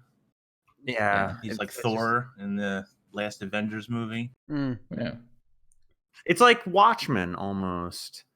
where like they spoil had the to movie. where they like created like this bad guy to like be like this threat that prevent like to unify the world, but the bad guy didn't exist, and like the whole thing was bullshit. Like and yeah, so it's like similar situation. Yeah, Well, but it's a. I mean, it's slightly different, but it's a cool story. It is. I like it. I like it's funny the, you I bring like up it the way Watchmen that- because yeah, it's funny you bring up Watchmen, right? Because Tom Abernathy said that Guild Wars 2 is Watchmen, the TV series. It's the same thing. Yeah, sure. Yep. Yeah. Yeah. Checkers his chest too. There you go. Yeah, easy. Big memes, boys. Big memes. But to kind of divert onto another topic here, Deroir, you're a Fractal enthusiast. How does it feel knowing there will never be another Fractal in the game? I mean, depressing. Feels really bad, man. But then again, I mean, I'm not gonna lie. Ever since Siren's Reef, I really haven't played much Fractals because I am not very. Personally, I'm not really interested in the one-off Fractals, like the ones to just fill out the rotation. I'm much more interested in the CMs, obviously. And it just kind of struck me that adding more and longer and possibly annoying, like the Siren's Reef thing, to the daily roster didn't really make me any more interested or happy about the Fractals because they didn't really add anything other than gameplay. And gameplay it's cool. It was cool the first couple of times. But it was kind of an annoying Fractal. And seeing it on the daily roster, seeing it as a daily, I just didn't want to do it. I just didn't want to do Siren's Reef on a daily basis or a semi-daily basis, weekly basis. Is there something to be said then for unifying all of the endgame content in under one umbrella, which will be strike missions? I think strike missions will eventually be. I'm not sure how many raids we're going to see. Like there is one thing that does suggest there will be a fair few because we talked to Bobby Stein doing some raids with them, and he was talking about future raid stories, right? So that maybe that will end up getting folded into strike missions, perhaps, like because I imagine the technology is similar. But at least one. Sorry more. if I. Oh yeah, no, I'm yeah, cutting in here. Yep. But like, if they are to go with strike missions the way that they are, the way that they're intended to be a lead up to raiding, right? This is basically the precursor content for old content currently, right? You see where I'm going with this. So strike missions are preparing you for raids, which are already in the game, have been for years. If the future of strike missions has to have any meaning, then raids has to also have a future, right? Otherwise, it feels like you're just preparing for old content. We are regressing, like hard. As much as I like strike missions, they're really cool. It's a cool concept. I like the single boss encounters. They're easy. They're not raid level in any way, shape, or form. Except for the 10-man part and there being a boss. The rewards are ignorable, and it's kind of just there. If raids don't come out, all I'm saying is if we don't have any future raids, then what's the point of strike missions? Well, endgame content, right? Potentially endgame content. In that case, we're regressing. We're tuning down the endgame content to be non-repeatable and tied to a single story with materials and whatnot. Yeah, I mean, I don't disagree with that, but I think that may end up being the case. I think they want to keep raids. I think they want to keep raids. I feel like raids. Maybe I'm being overly optimistic, but I think ArenaNet kind of likes raids. They like the idea of having these side stories with these epic boss encounters, and that's one really big downside of strike missions, right? Is that strike missions don't really tell a story, right? Or they tell an existing story. Whereas a raid, they do, they all have their own little plot lines that just kind of go off and do their own thing, right? It would be even better if the community hadn't like, oh, boo-hoo, it's so hard, right? Then you could have them actually more parallel, like more attached to the story, like wings 1 through 3, as opposed to like just springing off into the distance, right? Like pew pew pew pew pew, right? Like where you have very disconnected ones from the actual story. But I don't know, like this is one thing I was really surprised with actually with the strike missions. They're just like there, right? There's no context behind the coding, right? go, fight, right? That's really I mean, weird to me. That's very un-ArenaNet. Like, I feel like ArenaNet does a pretty good job of usually integrating this stuff into the game, but it's just... I'm glad they didn't. It's a waste of resources to integrate it into the game. Yeah. We've been asking them for a long time. We were like, hey, you guys do these like uber polished raids with amazing settings and scenery and instances, and it takes you 9 months to do it. Can we just have bosses in an empty room, like, and get that every, I don't know, 5 months? With that, and that's what they're doing. They're giving us bosses in an empty room, like, and reusing the same room for multiple bosses. Like, that's what we want from them. Except we wanted it to be raids. Yeah, but they fucked up, right? They fucked up. We wanted that with raids, not with strike missions. Strike missions, in my opinion, like Right. are for like the new player, and so they strike should missions be are like low effort. It's like a low effort way to make content out of assets you've already created. Like that's and it's mission accomplished. Like they already have these assets for the story, so just make strike missions out of them. That probably takes like way less time, and it was either that or nothing. So, I mean, that's what we get. And I don't think they have time or resources to make like fully fleshed out instances for the strike missions. But I think they kind of will still, actually. The two remaining bosses, the Boneskinner and the Bears, so to speak, that aren't in the story. I was kind of talking about this on the stream when it launched, but I got slightly corrected by Clayton later on, saying that it doesn't have to be like we don't have to use these bosses in the current story. Some to that effect. I'm paraphrasing here. So, or even in the story, and not just the open world. So they could use open world bosses as well. I have a feeling the duo Bears and the Boneskinner might be in episode 2, the story. Those bosses might already be done, so to speak. But they might come in a slightly different variant. But I think they are going to be part of that. Definitely. Isn't that really unusual then? Like the bosses for the story that hasn't happened yet are already going to be in the game? Yeah, it's super unusual, and it's gonna feel really weird when it launches. When the episode 2 launches, if that's actually the case. Yeah. But who knows? Maybe I'm wrong. Maybe they just made 3 cool bosses, and I mean, I'm totally in favor of it. I love the strike mission concept. Haven't they already said that not every episode's going to have strike missions necessarily? Yeah, I wouldn't be surprised if next episode won't, because they're going to be like, well, Drakkar is the end game content for this patch, so there won't be any strike missions. And I you think already have 3 on be them. mentally prepared for that. Well, this was my theory as well, actually. Like they put 3 strike missions here, and then they would do, okay, next episode we're going to give you guys a fractal, and then the episode after that we're going to get a raid, because people really blew the buff.de article out of proportion, because they basically said, oh yeah, you shouldn't expect to raid for like the next few episodes. Well, I mean, who was expecting a raid like in the first few episodes of like the story, right? There was like no way that was ever going to happen, right? This is not how it goes. Like I would expect a raid maybe in episode 3 or 4, right? So maybe it's going to be, you have strike missions for this time. Drakkar is the next one, because I'm pretty sure Fractals are shelved at this point, right? I would be surprised if they added another Fractals to the game, actually, because like ArenaNet have had a rough time, right? They have had a bit of a rough time, it's just their previous 2 attempts at a fractal have been bullied mercilessly, right? So like, yeah, they're probably not going to do that again.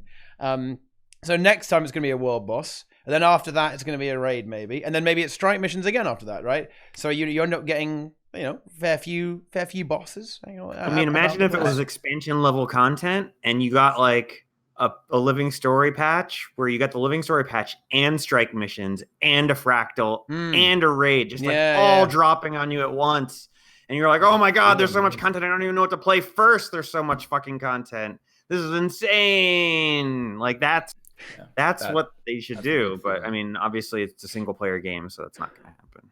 I saw someone in chat just say, there's no way that episode 2 will only center around Drakkar. Blah, blah, blah.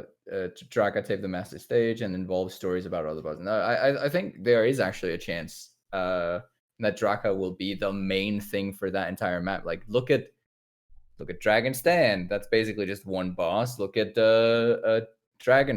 Is that what it's called? Dragonfall.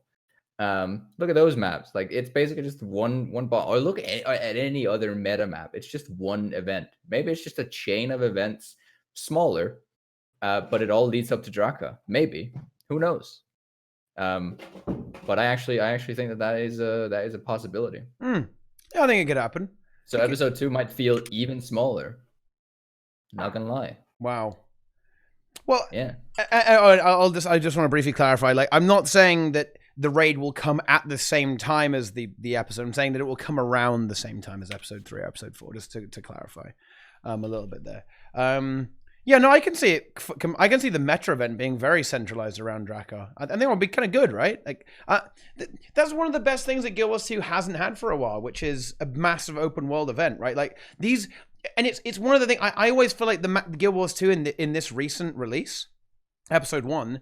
I feel like they've been teasing me, right? You know, this siege event with Jorah's Keep, it's over, right? You do your 10-minute escort, the boss appears, over, dead, right? Then you go kill 4 champions, and then after that, nothing happens, right? The Boneskinner,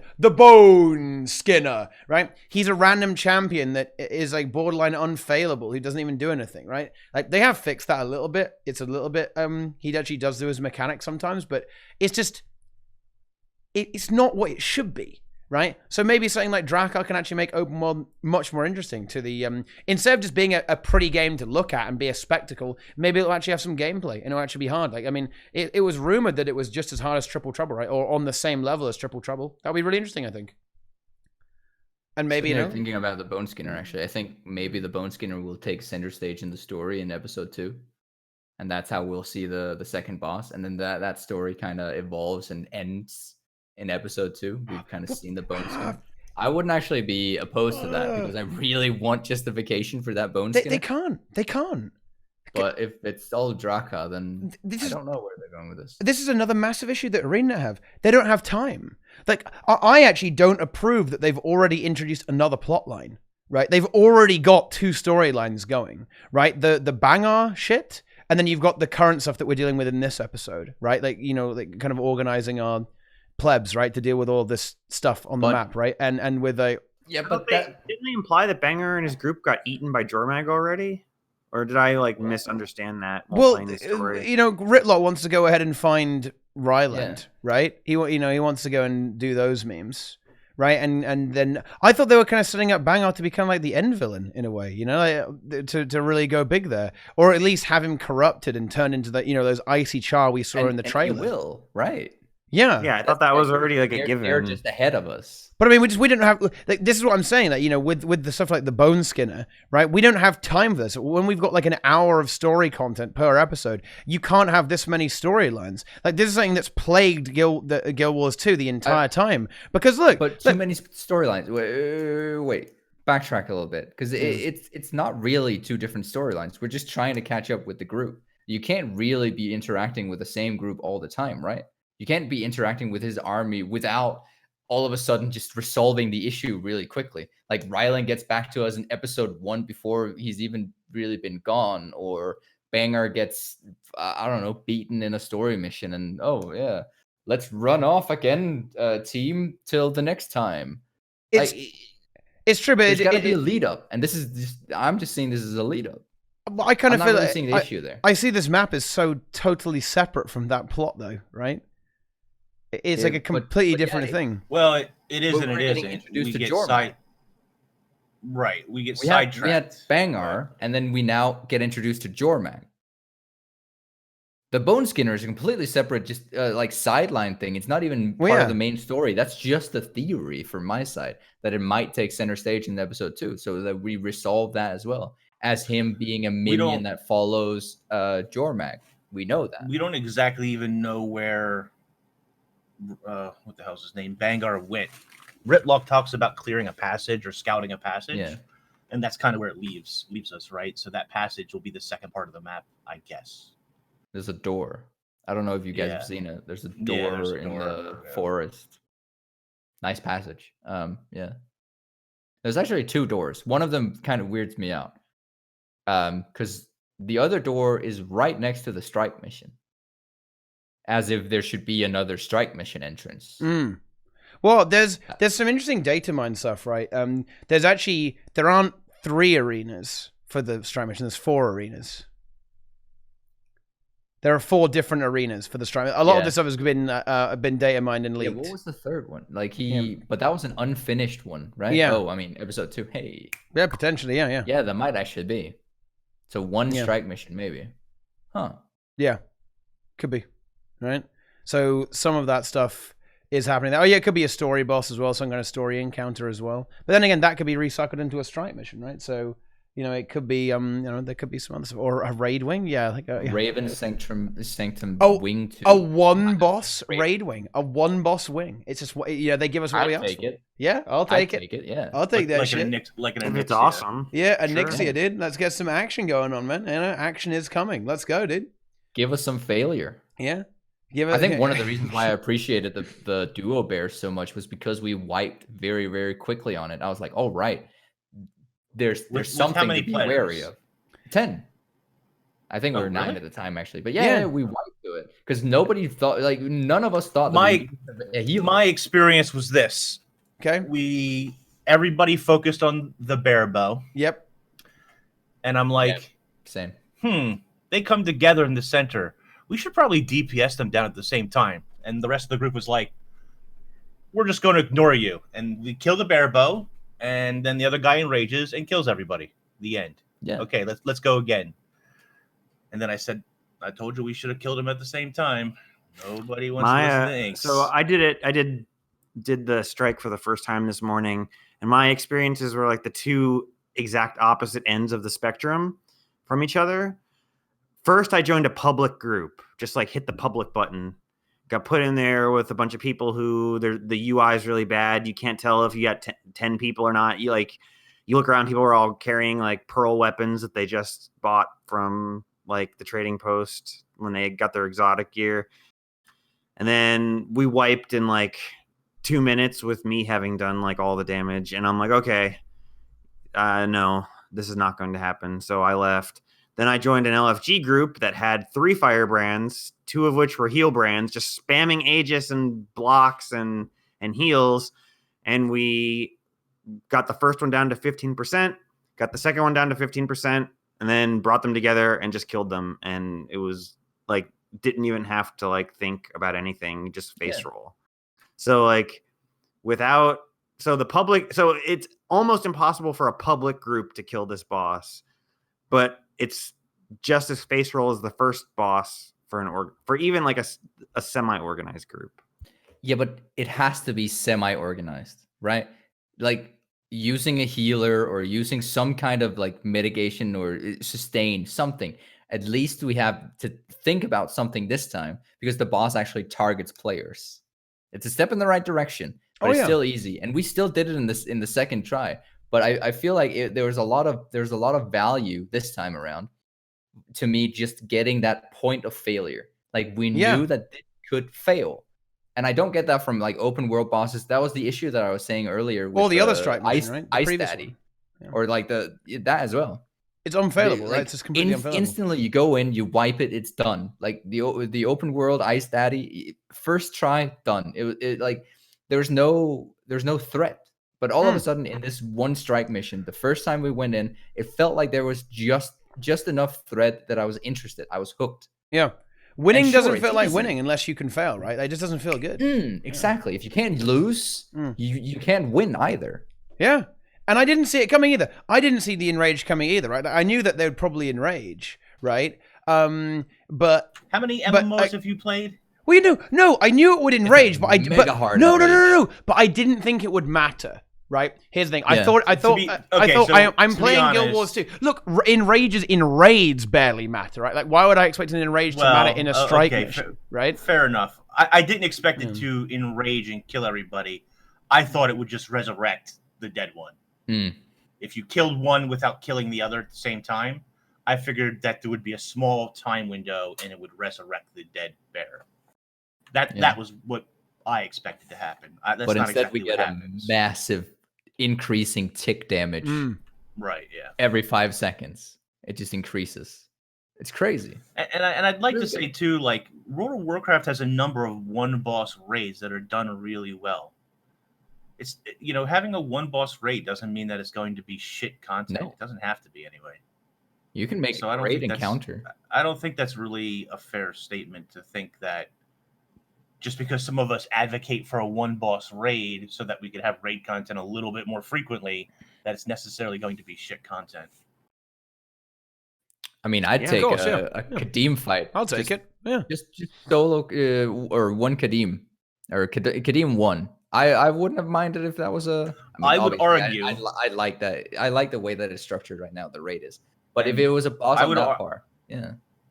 I would argue, and I don't think ArenaNet really has the resources to do this, that they should go back and do a lot of the iconic bosses or characters or fights in a strike mission style. Yes.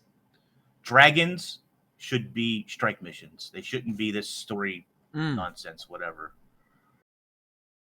Yeah. Oh yeah. I completely. Make Yeah. them unlockable. That would be the dream. In a strike mission arena that you can unlock somewhere. But that would be multiplayer content. Oh yeah, you're right. The only thing better would be having it in a raid, like having the dragon, like the final boss, in a raid.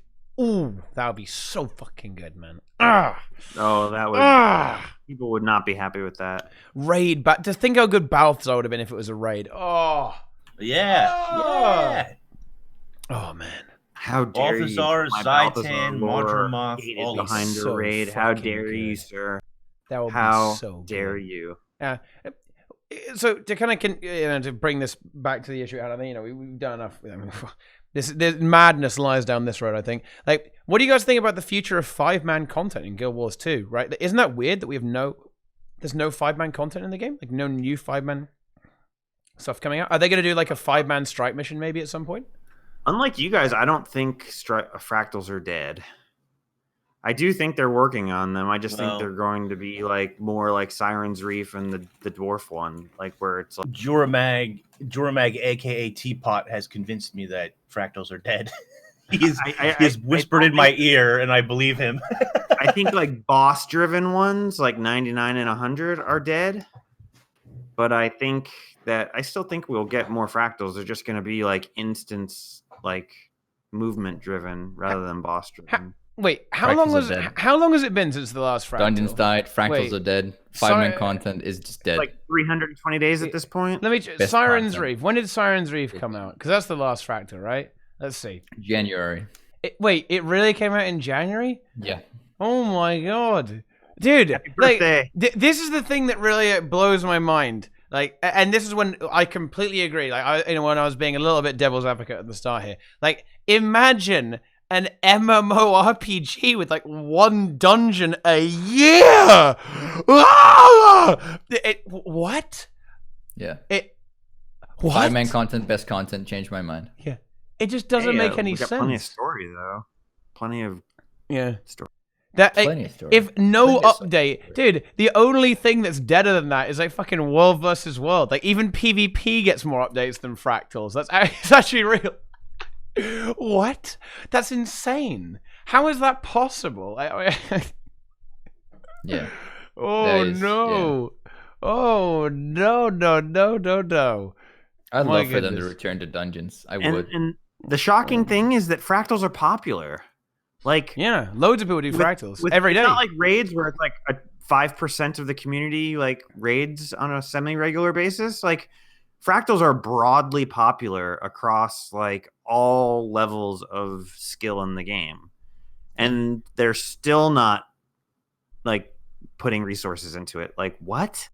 I don't understand. Like, the people are like, oh, well, they're not putting resources into raids because no one does them. Okay, well, and by that logic, then they should be dumping tons of resources into Fractals because almost everyone does them.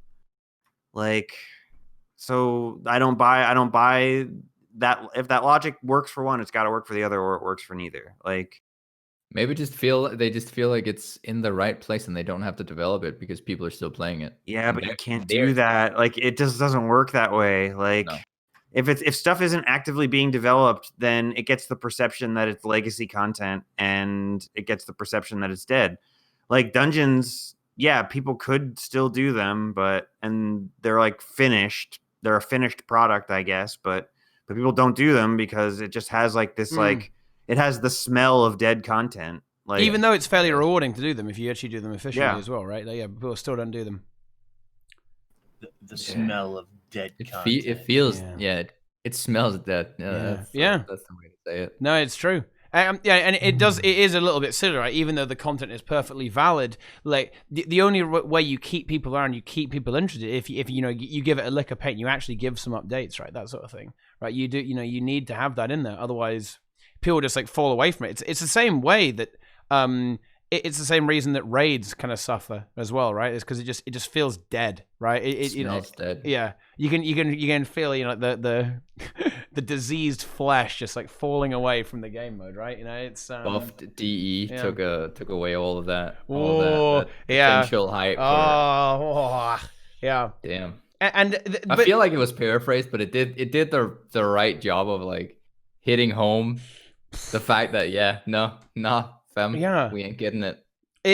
I don't know. Damn. It's where you do really want a little bit of transparency from ArenaNet, because, well, maybe you don't. Do you really want to know? Like, imagine the situation. I want a roadmap, a real roadmap. Not like what they gave us before, then they called it a roadmap. That was basically showing us what was on the table.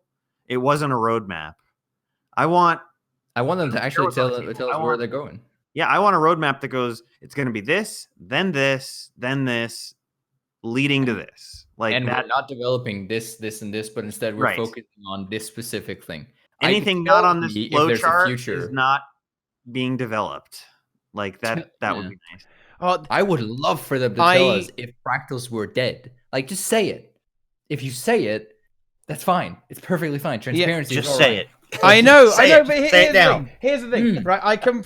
I would love that as well, right? Like, people stick around in this, but here's the thing: like, if they actually say, yeah, raids probably basically off the table, guys. Like, the table is actually quite an insane. I don't know how ArenaNet managed to spin this like such that the table was like the haha, so funny, right? Haha, it's like, it's spectacularly. It's like a really mean tactic, actually, right? Yeah. The table, it keeps people clinging on to hope, right? Yeah. People stick around for so long because they think that it's on the table, right? The table is a black hole. Which is why, by the way, I got a little bit triggered when they were asked about strike mission CMs, right? And they said, it's a solid maybe. Just say no, right? Okay, don't bullshit me, right? It's really, I think it is actually, it really creates this toxic relationship between the player base and the developers, right? Where no one believes you anymore, right? Okay, because like, everything's always been on the table. It's been on the table for forever and ever, right? And it builds this player frustration because people don't know when to quit, right? Okay, they don't know when ArenaNet is actually not really going to do anything. With their game mode of choice, right? They don't know, and it really frustrates people. It pisses people off, and that's why you have a lot of this animosity. But on the same side, right? ArenaNet do it, right? They say it's on the table because you never know, right? Stick around, keep playing. Maybe you see a nice mount skin, keep doing it, right? Like, it's in their interest. It's against their interest to say that it's off the table, right? If they say it's off the table, then people are going to flat quit, right? Okay, so they're never going to do that. And yeah, it's kind of unfortunate, but that's how it is, right? And that genuinely does piss me off. I think it is a little bit. People wouldn't quit if they laid out a comprehensive vision for the game, and then the roadmap matched that vision, and they could say, "Well, here's our 2-year roadmap, and here's our vision for the game, and here's what we envision the end game to be." And here's how we're going to be developing the end game, and you can see what's coming for it. Like, then people wouldn't quit. Like, then even if Fractals or raids or whatever weren't in the thing, as long as you had a vision and it was well executed and well communicated, like, you would retain people. Like, you would. Mm-hmm. Like, I don't know. It's so frustrating, especially coming on the heels of that PoE announcement where they basically laid out the next year of the game for you, and exactly what's coming, and like their entire philosophy behind it, and it was just so night and day from how ArenaNet communicates that it was shocking. Like like people that don't know about ArenaNet like were shocked. People that do know about ArenaNet were like, this doesn't even compete with my vision of reality. It's so transparent. Like it was mind blowing. Yeah, I've grown so used to the getting kept in the dark by ArenaNet that even me not playing Path of Exile but still having it on my radar, like I was just like, damn, dude, why am I not there? Like to slightly kind of meme here, right?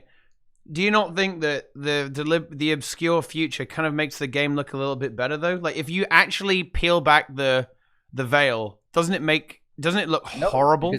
The obscure. We have no hope. People are filling in that blank with Doom. Yeah. People it's like an empty hole, and people are like, well, there could be content in that hole, or there could be fucking nothing. And most people assume it's fucking nothing. For years, we've had dreams about what might happen, but it's all just been on the table, and nothing has really come of it. Now we've hit a point where we don't actually know what we're looking forward to. There's no expansion announced. There's no expansion on the horizon, even like just the idea of it. We don't know what they're working on. They're just saying, Living Story is now Icebrood Saga. Get with the flow, dude. We don't know what's coming. We're just left in the dark to whisper amongst one another about doom and gloom. Look, be honest with me. Nothingness. Yeah, and I think unique controllers are really getting to the core of the issue. Look, what I'm trying to get here is, right, like, do you really think that the raid scene would survive if ArenaNet openly just said, by the way, guys, like, raids, yikes. Okay. No, but that's exactly what Nike said. Dead. That's exactly what Nike said. You don't just say this thing is that we're not developing this thing. You also have to partner that with, but we are doing something else. You have to lay out what the structure is going to be going forward if you choose to just disband in this content. If Fractals and raids are dead, that's all right. But what if they have nothing? But only if they have something else. But they don't. They don't. They don't have anything though, dude. That's the thing. If they don't have anything, then it's smoke and mirrors. And it is.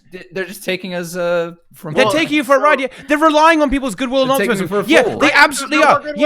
They're absolutely relying on people's goodwill and optimism, right? Like, because honestly, most people are actually very optimistic. Like, dude, why do you think I'm still fucking playing the game? Why do you think anyone's still playing the game? Because people are optimistic about it, right? You're like, yeah, we're a bunch of old curmudgeons here on TeaTime, right? But most people aren't like this, right? Like, most people are really, really PMA about the game, surprisingly, right? But the thing is, like, I think if they actually told you, if they actually told you what was in the future, like, it's not going to look good, right? Because it's not.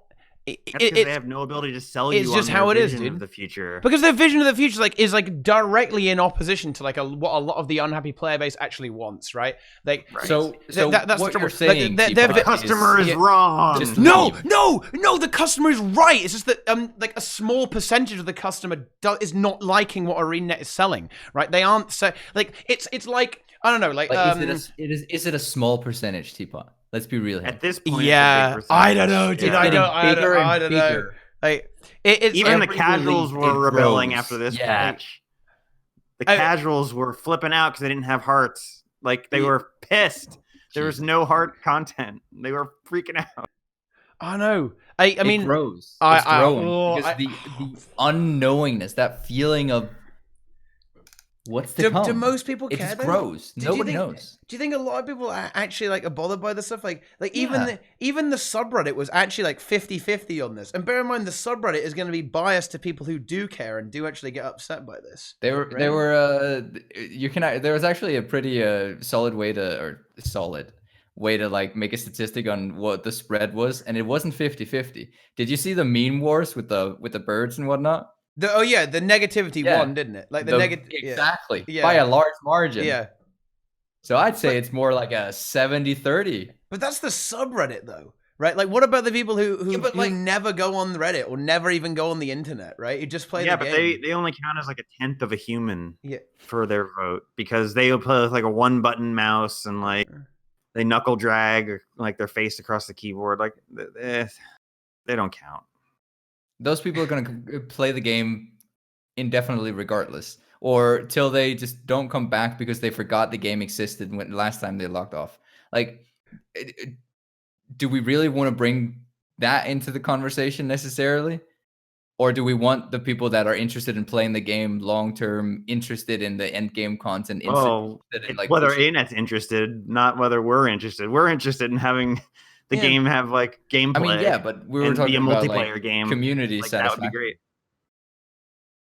If the players that only come back every 2 months to play for a couple of days are the ones that we're counting as the majority, and we should take their advice. Mm-hmm. I don't feel that's fair to the people that want to make this game better than it is.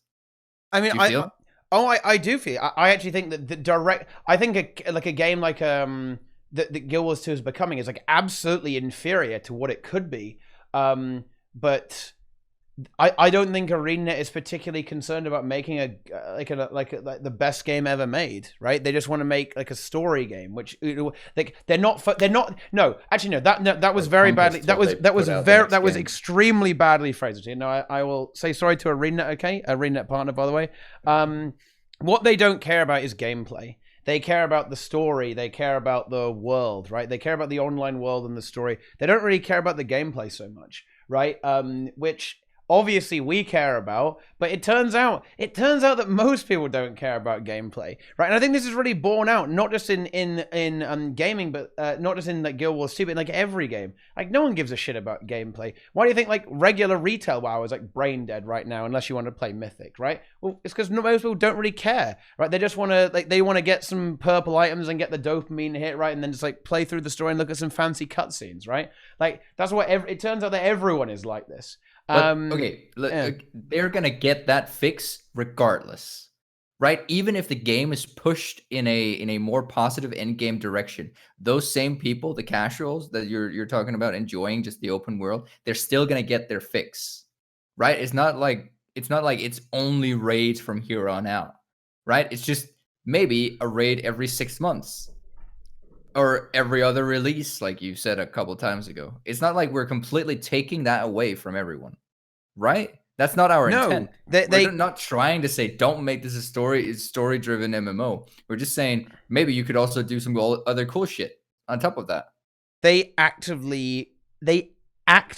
Just suppose, okay, now I'm not saying I agree with this line of reasoning, but just for the sake of argument, like assume that they actually actively don't want that kind of gameplay, right? Who we're talking about, ArenaNet, ArenaNet, yeah, and the players, because I think the players actively don't want that kind of gameplay there as well, right? Okay. But also, like, what if the developers? In the same way, right? That say the FromSoft, right? They don't really like the idea of an easy mode, do they? Fair enough, right? Like, imagine that ArenaNet feel the exact same way about hard mode, right? Yeah, okay, good point. That's like by the way, this is. I think that's a very hard argument to actually attack, especially if you like FromSoft games, right? With developers' vision, right? Okay, it's very hard to get out of that argument, I think, right? Good point, actually. Yeah, I've always been kind of the opinion that casuals will make their own content, whereas not hard. I guess the opposite. I don't want to say hardcore because you don't have to be hardcore to play Fractals or to even raid. But like veteran players versus like dabblers, like the committed player versus the uncommitted player. Uncommitted players will make their own content. Like you can put them in a map and just give them like events and they'll run around and have a blast and role play or whatever they want to do. But a raider needs raids, or a fractal guy needs fractals. A PvP guy needs PvP game modes. Like you actually have to develop a framework for those people. So I've always been of the opinion that you don't have to put as much resources into designing stuff specifically for casuals because they will find their own fun. The example would be you can have a Peachy party in Lion's Arch, and that costs the devs 0 dev investment. They just built Lion's Arch for other purposes, and casuals co-opted it for their Peachy parties. So you don't have to design a huge raid to satisfy them, or you don't even have to give them like a new map. They'll just repurpose it however suits them. But the committed player does need does need that. So anyway. Well, no, and I completely agree. And I want to make this absolutely clear. Guild Wars 2 would be a better game, especially because it's an MMORPG with a wide variety of interacting players who are all on the spectrum of player skill, right? Guild Wars 2 would be a way better game if they were able to have loads of all this content about the place, right? For a wide variety of skill levels. But it just seems that they're not able to do that while still working on their other projects. And their other projects involve who knows what, right? They just seem to be against the idea of having any. This is the one thing that I will always roast ArenaNet on, because this is like one of the stupidest things I've ever heard in my entire life, right? Which is the they won't add like hard modes to raids or repeatable CMs, right? Because it like divides the player base. Like, oh god. That's why they took away the public strike mission in the first one. They don't want to divide the player base. I genuinely, this perspective, I don't understand. I don't even understand the argument, actually. The argument is so bad, right, that you must be divorced from reality to actually make it, right? The argument is that we should all be streamlined into being the same player. Yeah. Every player of Guild Wars 2 plays the same content at the same level all the time. Yeah. So, we are all equal. Yeah. So it would be remiss of me to actually not deal with the argument if I'm going to call it terrible. So like the way I would look at it is like this, right? For example, like with why aren't CMs repeatable in raids? Oh, because then you'd end up with people like only doing the raids. Like why wouldn't you do an easy mode? You end up with people only doing the easy mode. Well, because you don't want to split the player base, right? Here's the thing, guys. The player base is already split, okay? Almost nobody is actually good enough to do CMs in Guild Wars 2 right now. Like, that's not an exaggeration, by the way, guys, right? It's not. Almost nobody can do them. The player base is already split. Like, the people who can actually do it, right, and the people who can't, right? Making it repeatable wouldn't make any fucking difference, dude. The people who would farm the CMs in their static groups, they already don't play with the plebs, dude. They have segregated themselves. They don't want to play with the garbage, right?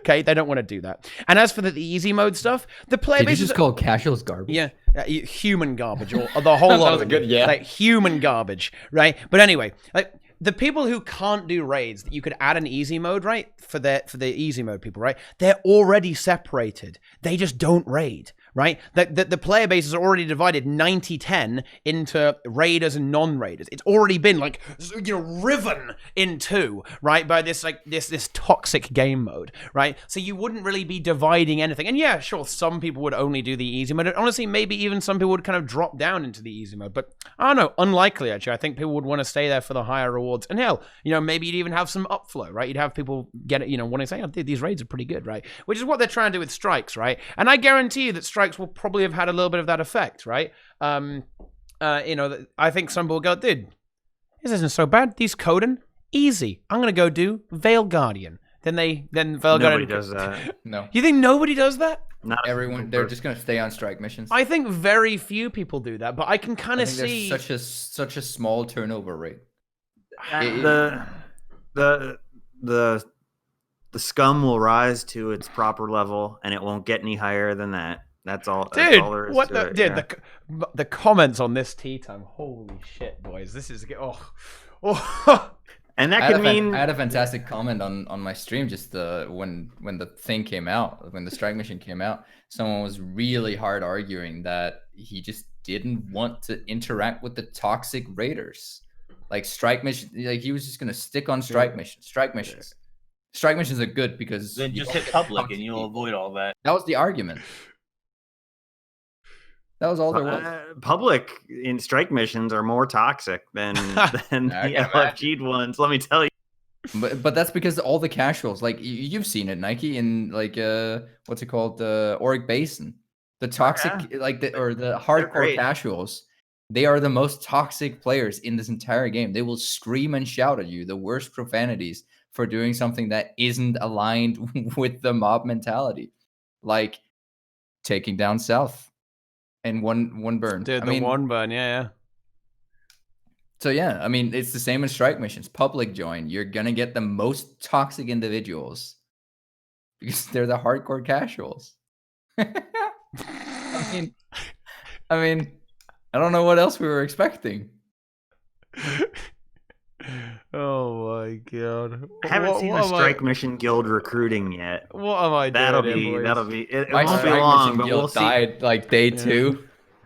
We're like 2 more strike missions patches away from like there being like dedicated guilds that like that do strike missions like as like their content, like special strike mission specialists or something like that. Like it's coming. I have It'll a happen. guild. Everyone can join. Bonobo's doing strike missions. The tag is BDSM.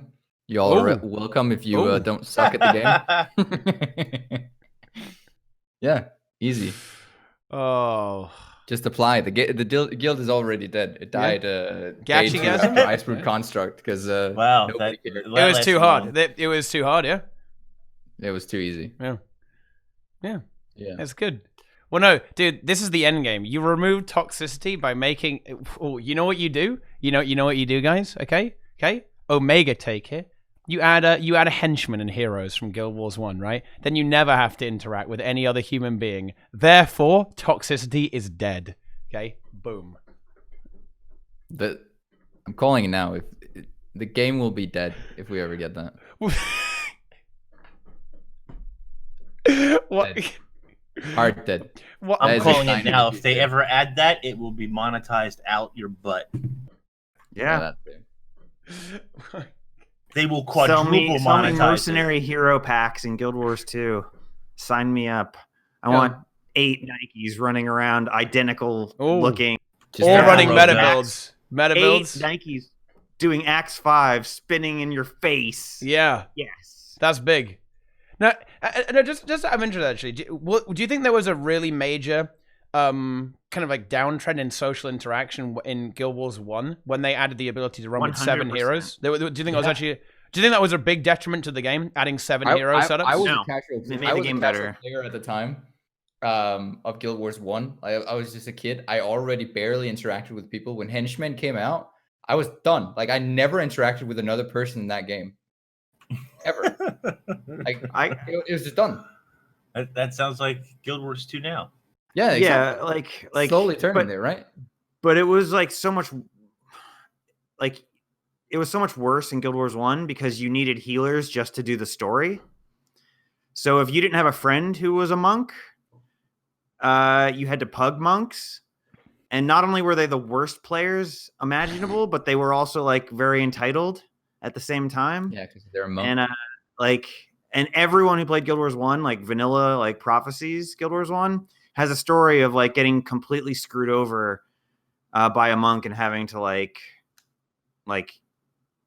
restart the instance and get someone else. Like it just completely made the game better once you could just get a hero necromancer who could out heal any human monk way better. Okay, well there you go then. Looking forward to the death. Yeah. Yeah. Yeah, it didn't kill Guild Wars 1 though, because Guild Wars 1. That's because the hero AI was really good. If they come out with like bad hero AI or like hero AI in Guild Wars 2 that's like just good enough to replace like most people, but also there was no open world in Guild Wars 1, so it didn't really matter. But they're like, I don't know how open world will look where every player has 4 guys with meta builds following them around. And like that just seems weird. I don't know. Open world would look really weird. Oh, it's definitely gonna look weird. But maybe it'll be. I'll one burn the Octavine all by my fucking self. Oh, you'll be happy at that point, right? That's Yeah. gonna be good. Exactly. You It's already gonna do be that. amazing. Yeah. I can't do it by myself. Imagine actually if they introduced that, and what would the map cap look like from there on?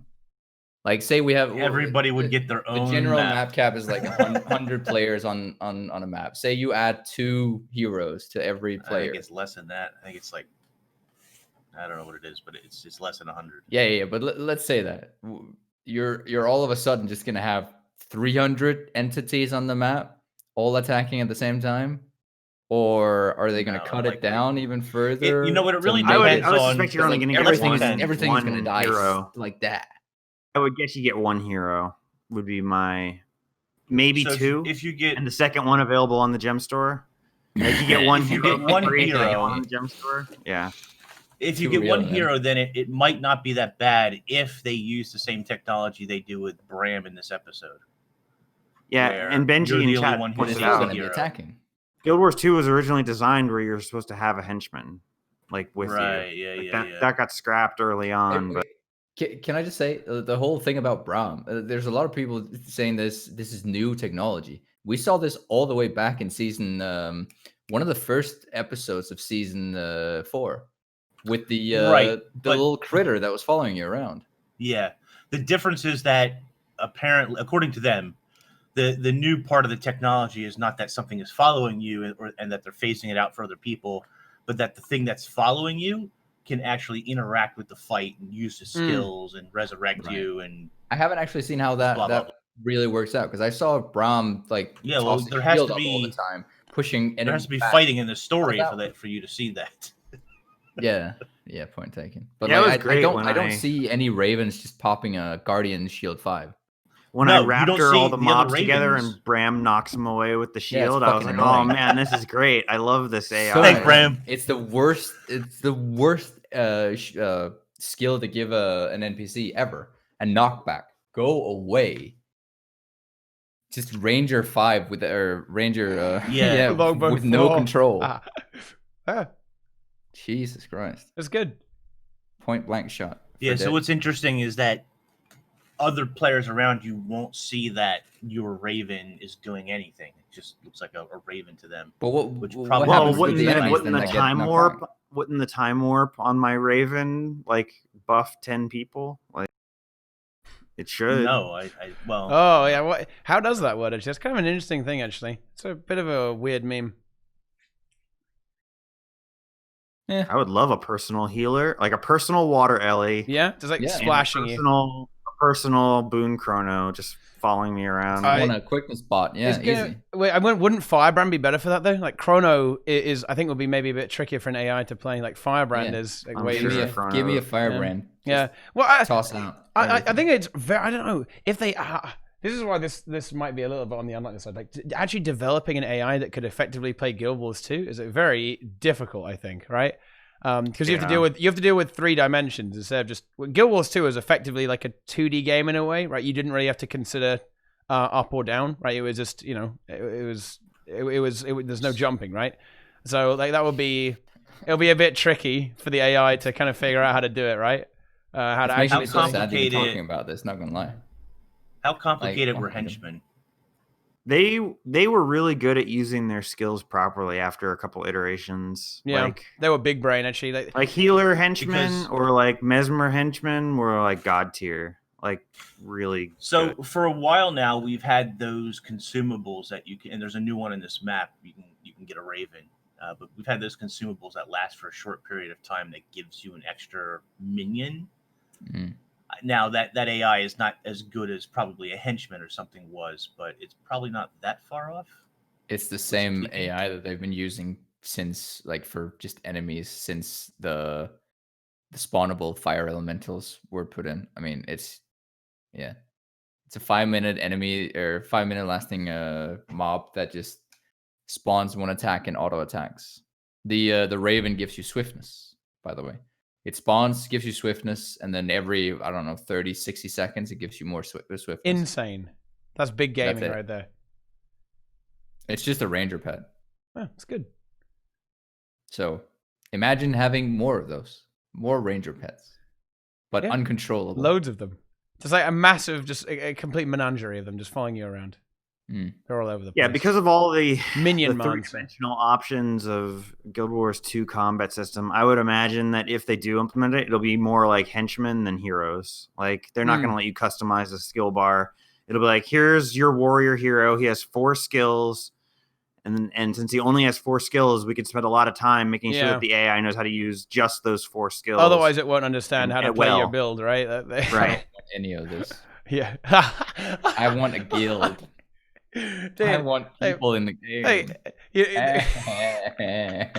dude, it's like these changes. Like they put Deroir in the game, and now they want him to they don't want the actual real Deroir. They just want the AI Deroir now because they added build templates. I was like, yeah, Deroir, get the fuck out of our game, bitch. Right? Then they're gonna add heroes and like Deroir, get out. Like, why is he still here? Get him out of here. Right? Okay. Oh, okay. No, wait, no. Right, I can't wait to buy skins for my heroes. we've got to run away. Oh my god, Christmas outfits. skins. Outfits on the gem store for heroes. You're actually Nice. gonna make me go to bed crying. Nice. Fucking nice. Hey, pigs, wanna Right. dress up my heroes. Okay. Let's do this. Here we go. Right. I want. Here's the final meme. Here is the final topic for tea time. Right. Because it's already. I don't even know what the hell happened today. Like I'm not even going to read the comment section because it's just going to be. I'm just going to have abuse hurled at me, and it's your guys' fault as well. Okay. Did you plan this? Was it Just all 'cause three you're of you? Trying to right? play devil's advocate. Was it all three of you? You set this up to like try and Guys, in get chat. really like. Were you trying to get like the worst like dislike ratio on a tea time ever? Is that what you guys wanted to Yes. do here? Okay.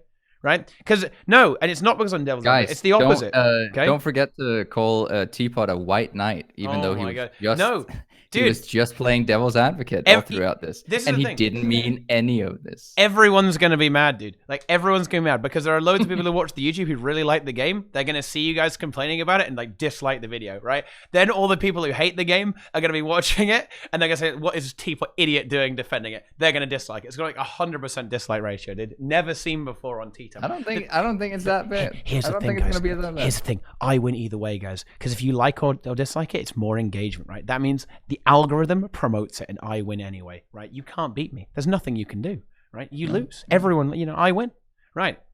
But anyway, one of two content creators left in the game. It's hard to beat. Yeah, here's the final meme, guys.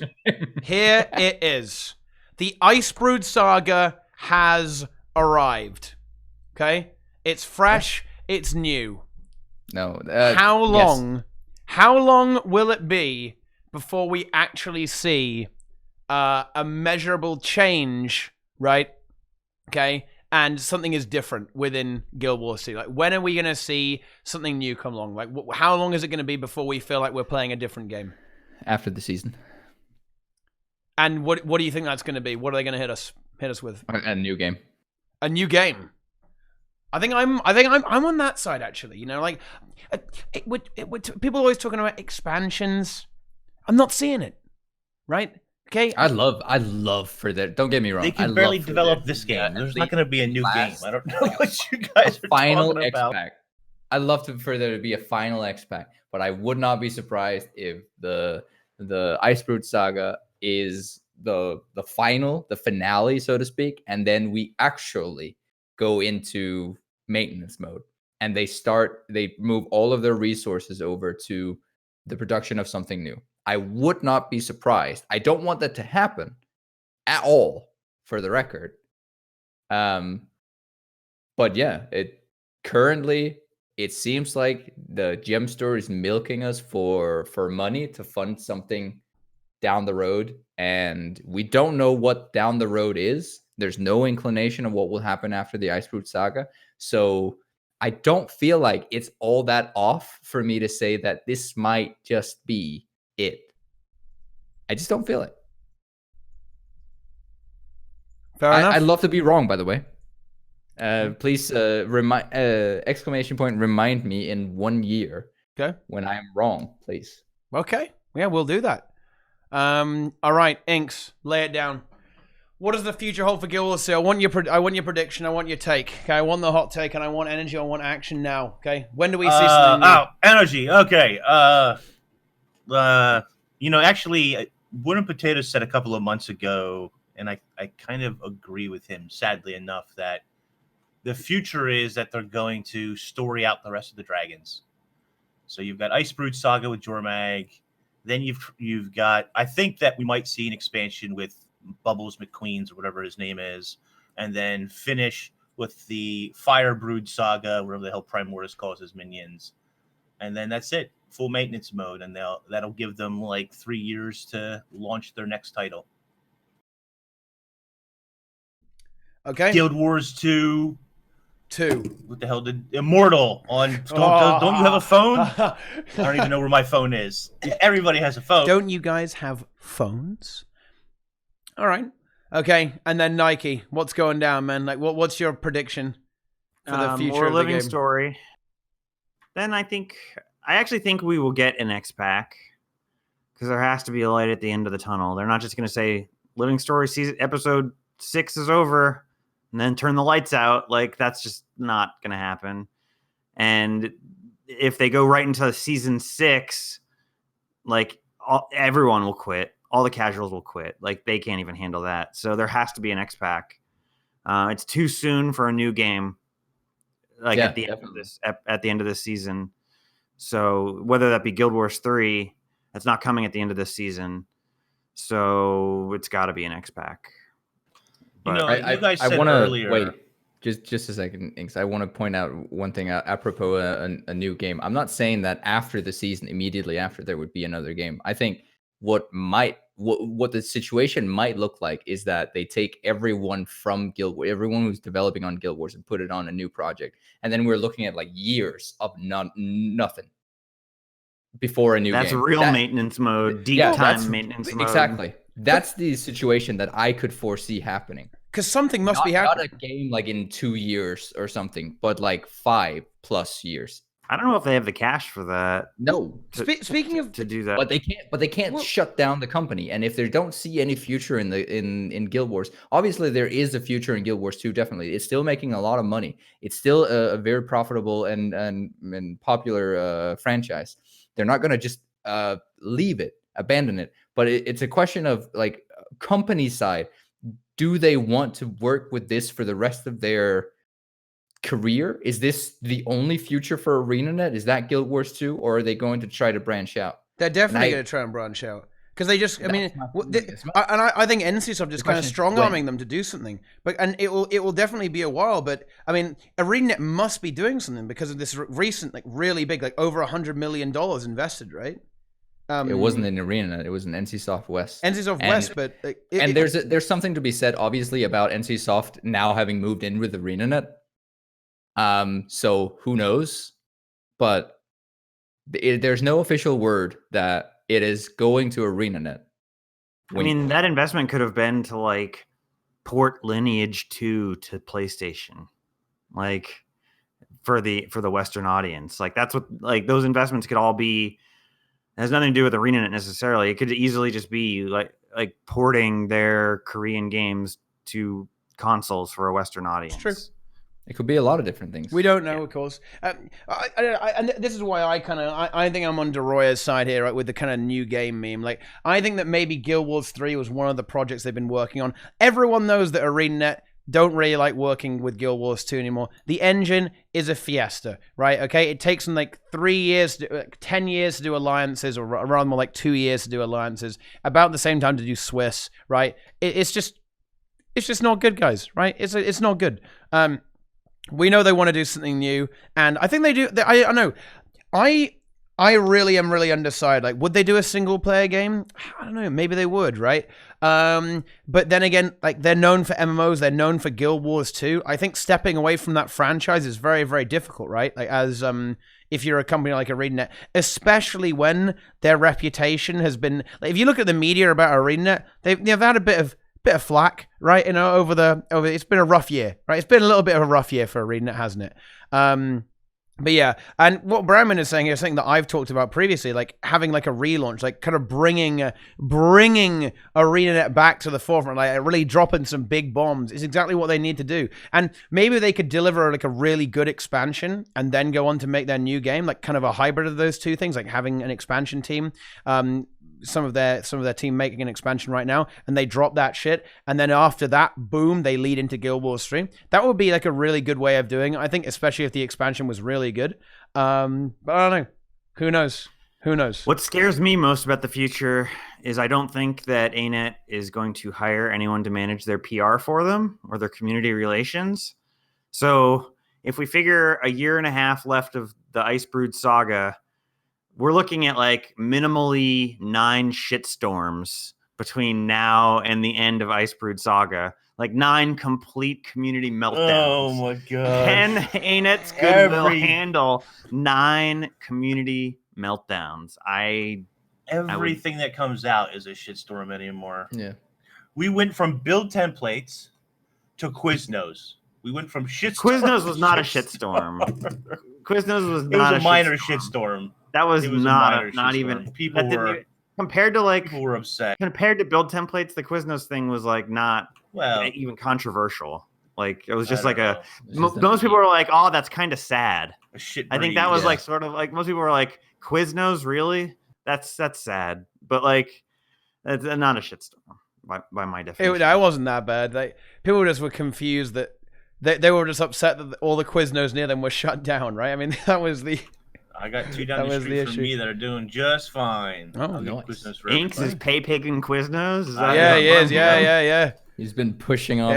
He's like, "Give me your sliced meat." Codes.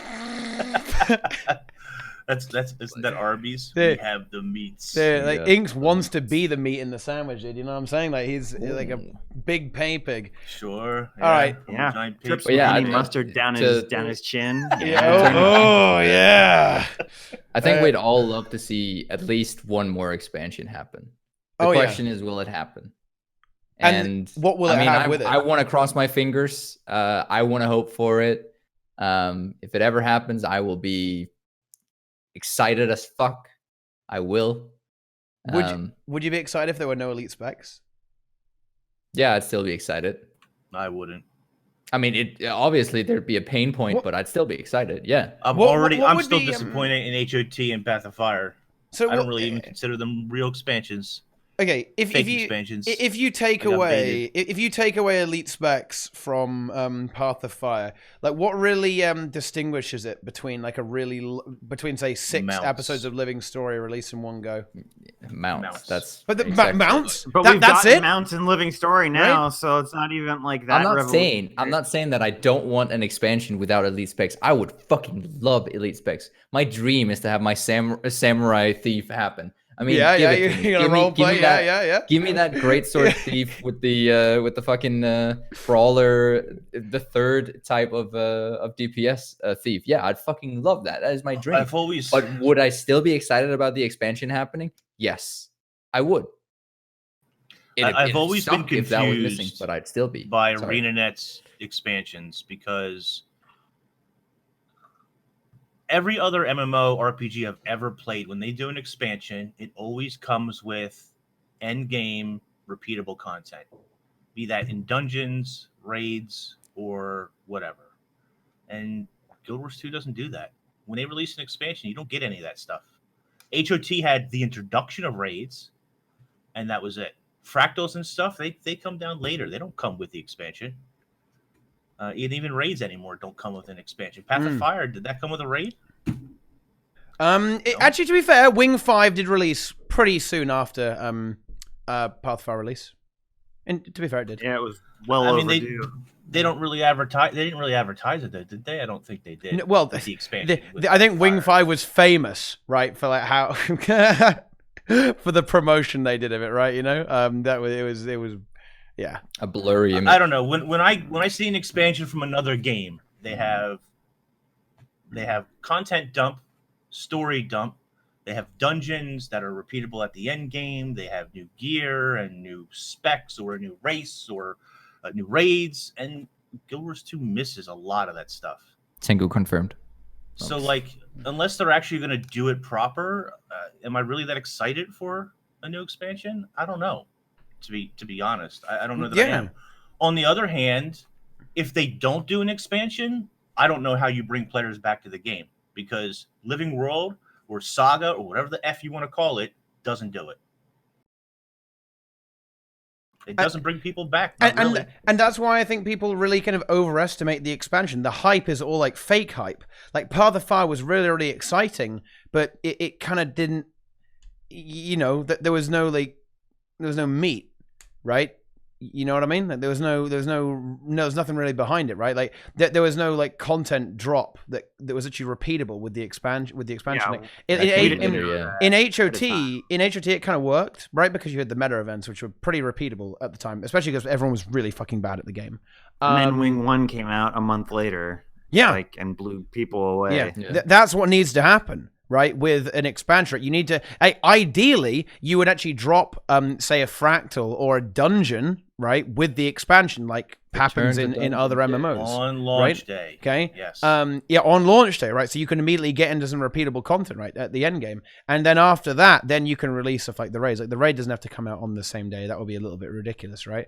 Sure, you can hold it for a week, or you can hold it for like what does WoW hold theirs for, like 2 weeks? A month is good. A month is fine. You can do like a month. Even yeah, you can hold it. You can hold it for a month. But my point is, when you're selling Path of Fire or Cantha, whatever the hell you want to call the next one, advertise it's going to have a raid right after launch. Yeah. And have footage of a boss or something. Like, advertise it. Also, no more legendary weapons? ? We don't even know. Oh, yeah. Appearances and styles? ? Way. We don't know. No way. A legendary. It's actually so easy now that they're not like doing like role play to get the weapons. It's just basically like wood and mithril. It's actually easy for them to do new legendaries. Like You would think. like You just make the skin. Just Yeah, make the skin. it's But essentially they made it for the gem store anyways. So Well, they had that Raven Scepter, right? You just need to make that a tiny bit flashier with some footfalls, and boom, you got yourself a legendary scepter. Yeah. It throws ravens. Then it's basically Nevermore, though. It's kind of fucked up that they're not really continuing with that. I mean, it's a pain point, really dude. worth to It's a get, fucking pain point, man. Amalgamated gemstones anymore. They're like 1 gold. They're half the cost now of what they were when. And it's going down, by the way. It's half the cost of what they were when legendaries were getting released. yeah. Now that the POF and it just keeps that is going. all give them, it's like just nose diving. I mean, yeah, and there's no future interest in having them. Like, there's only investment in old legendaries. That's it. Yeah, once you're done making legendaries, you just dump them Yeah. as you get them. Is the right economic strategy.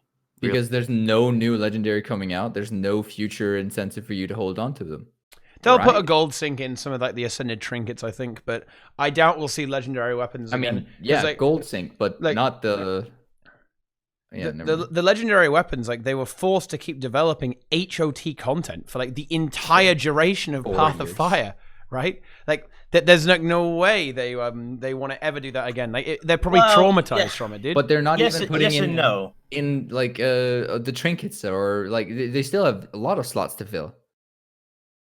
Yeah, I think you'll get those, but you won't get the weapons, right? You're definitely going to see legendary amulet, another legendary ring. That will happen, right? 100%. I honestly don't see why not. Like Nike said, it's just mithril and wood, and you just have to come up with a skin.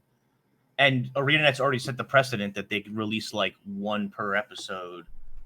They could release 1 every other episode, really, since they're cutting episodes in half now. You know, so. But no, it's not toxic.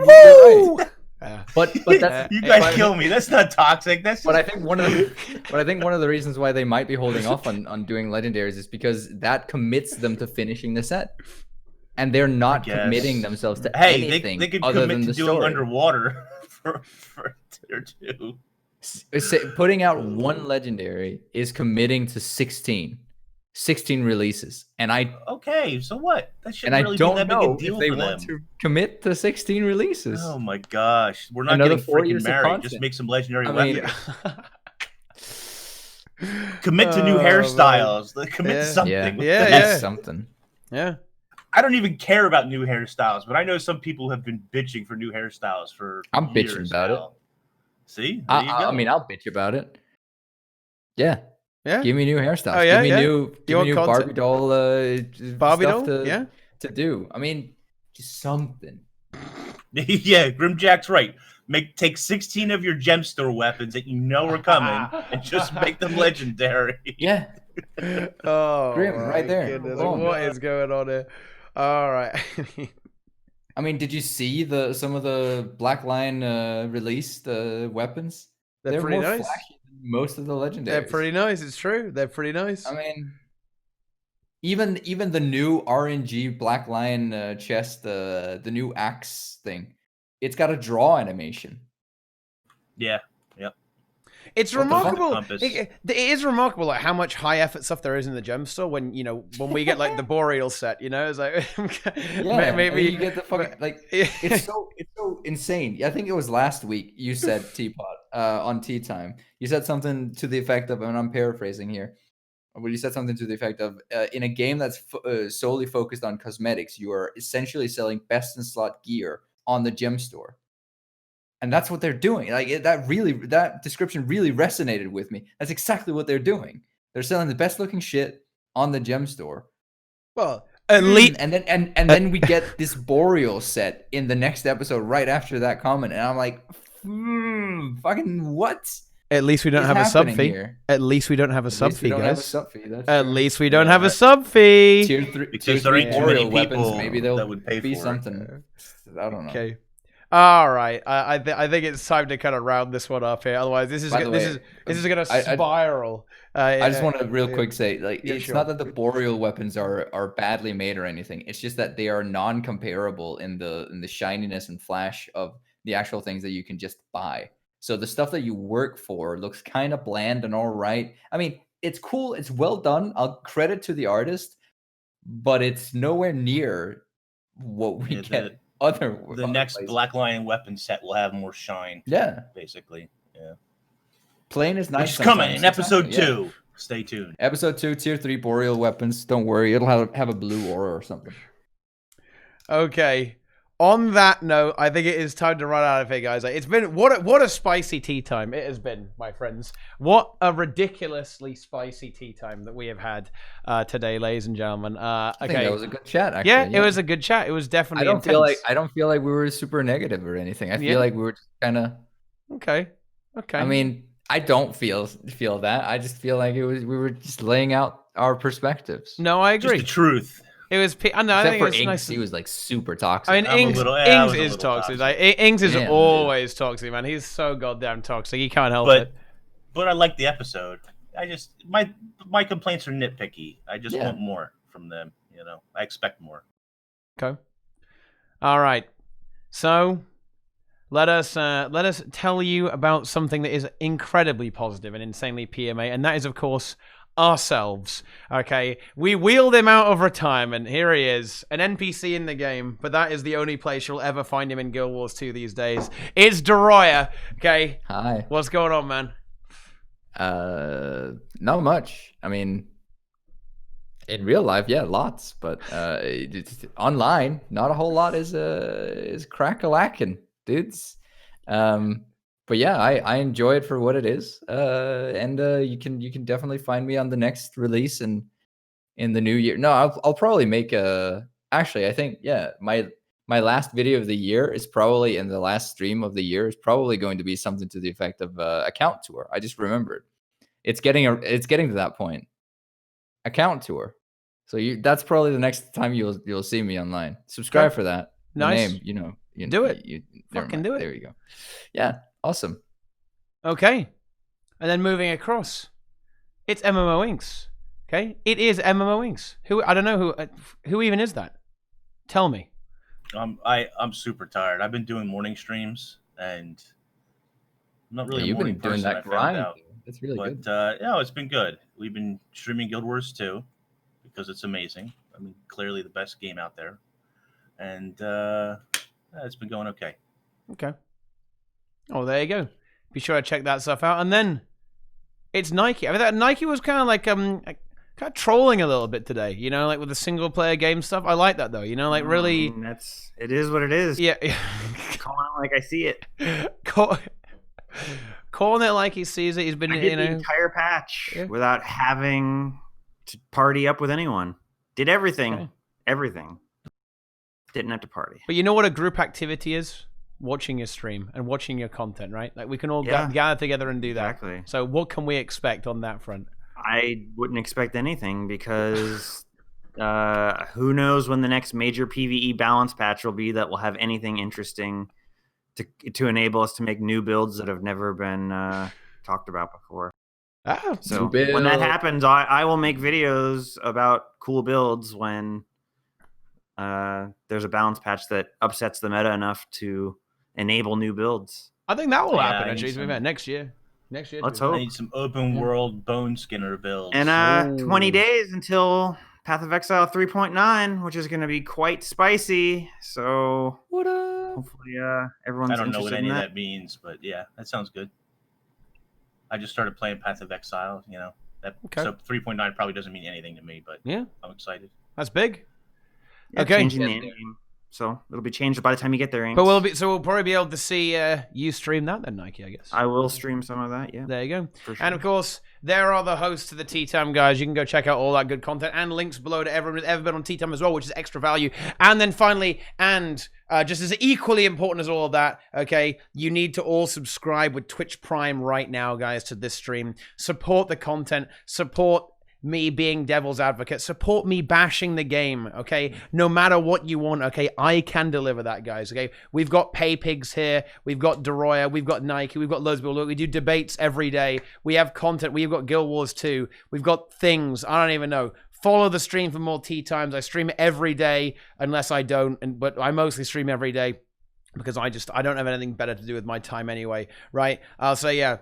Thanks for watching, guys. I really hope you enjoyed the stream and had a good time. Right, you better go write us a nice comment in YouTube. And also, actually, just out of interest, I kind of want to get at the start of the stream, I asked who was the least PMA, who you thought was going to be the least PMA out of all of us here. Okay, who do you guys think was the least PMA overall right now? Okay, boom. I want to know that. Who was actually bringing the downward vibes the most out of all of our hosts here. Okay, but yeah, follow everyone here, guys. Subscribe to everyone here. Give me that cash, guys. Sub goal, here we go. Donate to my PvP tournament as well, okay? Otherwise, I'm going to have to spend all my money on that, and that's going to make me sad, because then I can't buy any orange juice, right? And without my orange juice, I will die, right? It's true. It's true. Turn into a Boneskinner. C vitamin. Yeah, exactly. Well, that vitamin C, I'll be doomed to a life of scurvy, right? And that's just no good. Yeah. I just don't want that. But yeah, thanks for watching, guys. Really hope you enjoyed the stream. Okay, obviously, big shout out to my host here for kind of returning for this sort of thing. I hope you guys enjoyed it, and we'll see you all next time. Yeah, see you guys later. Bye, everyone. Okay? Farewell, my friends. Have a good evening.